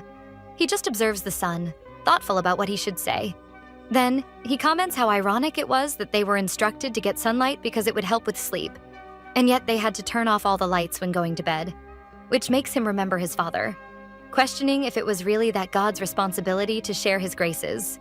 The boy starts walking, leaving Miso confused since he hadn't given any instruction or anything like that. The girl runs to catch up with him, asking what had happened for him to change so suddenly, since he seemed very thoughtful. And she knew what she was talking about, because usually she was that person, which makes him be ironic, asking if that was really the case. The protagonist stares at him, not really knowing what to say, and trying to figure out on her own if she could ask what she wanted. But she decides to risk it, saying it was just out of curiosity. But she doesn't even manage to ask what she wants, because Loka already interrupts, saying she didn't need to know anything. That harsh answer makes the girl even more stressed, and she changes her tone, saying there was no problem at all in just going back home and not helping in Loka's mission. Then the boy tries to calm down, sighing before answering that he was in the line of succession to become the next sun god. And Miso makes a comparison, trying to understand that and asking if he was like the heir to everything. After all, for her, it was already crazy enough to think that boy in front of her could be called a god. Now imagine how hard it was to become the sun god that illuminated everything. And the boy replies, saying that no mission worthy of his attention would be simple, until she finally realizes something and decides to ask. She wanted to know if her dreams were really as important as he said. After all, without access to them, and consequently without Miso's help, Loka couldn't become the next sun god. The boy stares at her. He didn't know exactly what she wanted with all that talk, while Miso looked deeply at him, with a smile he had never seen the girl give him before. The god shakes his head, trying to push away his thoughts, and asks what made her think she could say that kind of thing about the king of all gods, who in this case was his father. To which she replies that it was actually a great question, and then reveals that she was an atheist. And that does shock the god. But the girl doesn't back down and just questions why Loka wanted so much to be the king of all gods anyway, and if it was just because he was the man's son. Of course it sounded like an important job, but she insists on questioning if that was really what the boy in front of her wanted. And he stays silent for a few seconds, not knowing exactly how to answer. That makes the protagonist nervous. And then she asks what had happened for him to be staring at her in such a deep way. The boy comments that he needed to know something that for him would be very important. And that mysterious line manages to make the protagonist even more interested. The truth is that Loka needed to know why Hera did that to him, but that wasn't something he was willing to reveal to that human. This conversation brings back memories of when his servant begged him to return to his chambers, because it had been 30 minutes since Hera, with whom at the time he was in a relationship, had made an extremely important decision. The woman wanted to be reborn as a mortal, something the god didn't accept, and he screamed that it was impossible, that it couldn't be happening. While the doors closed in his face, he could only ask himself why his beloved chose reincarnation, and why she had abandoned him. After that tense atmosphere, the two continued their walk, and it didn't take long for them to return to Miso's house. While the girl commented how good it was to disappear and take a walk, Loka cuts the mood, telling her not to forget that all of this was for her sleep. Suddenly, the girl is taken by an intense glow that almost makes her eyes hurt. The house was spotless, and she wondered what had happened there. But for Loka, this kind of thing was normal, and he comments that apparently Hyunjae had passed by quickly, which makes the protagonist comment that she couldn't remember the last time she got home and found everything clean. But the boy was impatient and said they didn't have all night. They needed to focus on the original mission. But the girl was more interested in exploring her apartment and asked what smell she was sensing. That's when she came across the table full of delicious foods. Using his little teleport portal, Yoonji appears explaining that he took the liberty of preparing a dinner for Miso because he read on the internet that balanced meals were also very good to help with sleep, which impresses the girl. And he had chosen what to do by accessing Sandra's memories, since the girl wasn't around. Loka watches the two impatient, and then he sits down, telling her to eat quickly. The girl settles in, ready to devour that entire meal. So the two share a dinner, even if the atmosphere was very strange. After all the necessary rituals to improve the human's sleep, all that was left was for her to sleep. Then the boy offers to turn off the lights to set the mood in the room. Already in bed, the protagonist comments that everything was very strange, and she felt like she was going back in time. Something that didn't interest the god at all, who only comments that this was a good thing and tells her to fall asleep quickly. Still, our girl keeps talking, confessing that it had been years since she felt able to sleep so early. The god was almost letting smoke out of his ears and nose when he answered that the girl had had many problems for too long, so she should take the chance to rest once and for all. However, there was one issue. She felt sad, but she couldn't keep talking much more about it because she closed her eyes right after. Like the night before, Loka watches her for a while in silence, without making any sudden movement so as not to make her restless, and then asks if the girl had finally fallen asleep. After all, she hadn't given any other sign otherwise. Noticing her silence, he decides to get closer to confirm he wasn't having a hallucination from so much anxiety, shaking the girl lightly. That was the only thing capable of making the god of light so excited. And he had to hold himself back from shouting in celebration, calling for his servant to show that they had reached the goal. But that moment didn't last long, because a light began to shine on Miso's face exactly as expected. That was enough to make Loka's eyes shine too. He couldn't believe he was so close to everything he always wanted since he came back to that world. The night passed in a flash, and it didn't take long for someone to try to wake the girl up, who grumbles, telling that person to go away. That's when she realized something very important lying there in her bed. She opens her eyes wide, not believing what was happening, quickly getting up from bed when she saw the image of her sister. The woman was holding Seojin, who was still a baby, in her arms, and scolding Miso because she spent the whole night having to take care of the boy, and now had to deal with a rebellious teenager. Without giving space for the girl to say anything, the woman reminds the protagonist that they had agreed to go for a walk in the park, and they had already planned this for a month. Even her husband was busy with some chore, making sandwiches in the kitchen. That happening left our girl extremely confused. But the woman didn't even notice and just tells her younger sister to hurry again, informing that she had already even eaten the crusts of the bread, which leaves the glutton outraged, asking how she had simply eaten all the good parts by herself, to which her sister replies that if she wanted to eat with her, she had to wake up earlier next time. When they arrive at the park, the day is beautiful, and many people enjoy it just like them. Now they were sitting at a picnic with a margarine commercial family, and Seojin was also having fun even though he was just a baby. Even if she was enjoying it, it was strange because she couldn't eat that food and enjoy it. The taste was good, but for some reason her throat was very dry. That's when she noticed the drops running down her face. The girl had been taken by immense emotion and didn't know exactly why she was crying so much, until Seojin walks towards her with the clumsy steps of a baby, and Miso forgets about the food and the tears, happy with the boy's spontaneous approach. However, when her sister tries to talk to her, the protagonist can't understand a single word. Everything her brother-in-law and sister said was blurred in her mind, so she asks them to speak a little louder. But then the girl is taken by some lights, as if she were fading away. And desperate, she repeats that she couldn't hear and asks what was happening because she was very scared. But the couple is not affected and keeps talking as if everything was normal. That's when the protagonist tries to reach the two of them, but they are taken by a tremendous darkness that makes Miso scream, begging her sister not to abandon her. Suddenly, the girl wakes up completely scared in her bed. She looks around, realizing that in the real world it was already day, and she slowly gets up, wondering when was the last time she slept that well, and concluding that it had probably been years. The girl was commenting on how rested she felt when she noticed Loka there in the corner of the room like some kind of ghost, asking if she had rested. His presence scares her, and the girl lets out a scream. She had completely forgotten about the god's presence there and asks how long he had been sitting like that, while the boy kept his maniac pose, until he stands up shouting to ask what was wrong with that woman, leaving her very confused.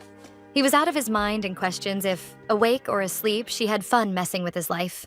But the girl didn't know what he was talking about, so she asks what was wrong and if his plan hadn't worked. After all, she had slept the whole night. Then the boy accuses her, shocked at the protagonist pretending and calling her pathetic. He even felt sorry for himself for needing the help of such an ignorant human like her. After all, she had gotten a walk, a clean apartment, and even a dinner cooked by someone else completely for free, plus the best night of sleep of her life. But our girl didn't understand why Loka was throwing that in her face. Then he explains that she hadn't dreamed of anything. He had stayed awake the whole night and couldn't get any memory from the girl. Basically, she had taken advantage of him for everything he had to offer her, and in return gave nothing.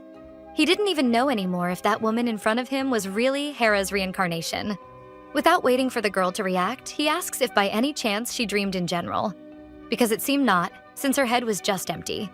He didn't even give her the chance to answer the first question before saying she probably didn't even think, saying how a head on those shoulders was useless and how he was the idiot for expecting a human to use her brain at night when she barely managed to use it while awake, referring to Miso as just any mortal and complaining that he had wasted his time. All of this piled up inside the woman who was dying of anger, and all she does is tell him to leave, extremely serious to the point of scaring him. With no patience at all, she shouts again, saying he should get out immediately. Sometime later, at the hospital, the young woman hands over a card, explaining that it should cover all the expenses, and the receptionist gives the receipt back to Miso, who was accompanied by Loka, who still had his death-like expression, while asking them not to forget to come to the next checkup on time. Trying to lighten the mood, she comments that the two had married very young, asking if this was the case or if they just had good genetics and looked younger. But just this idea offends the two, since they would never be involved.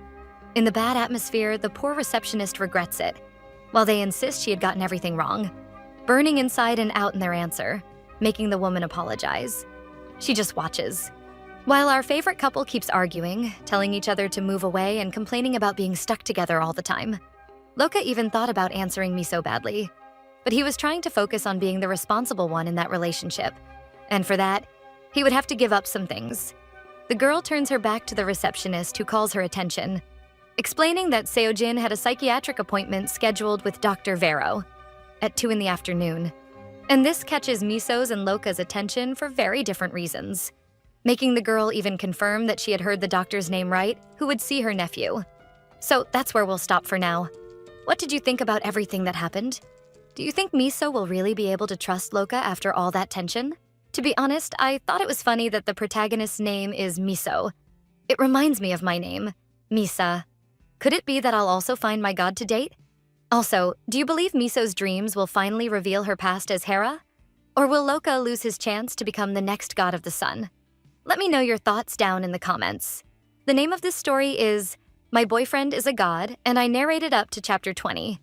It's a short and fun story, and if you guys enjoy it, I'll bring part 2 and the ending. D kisses. And see you next time.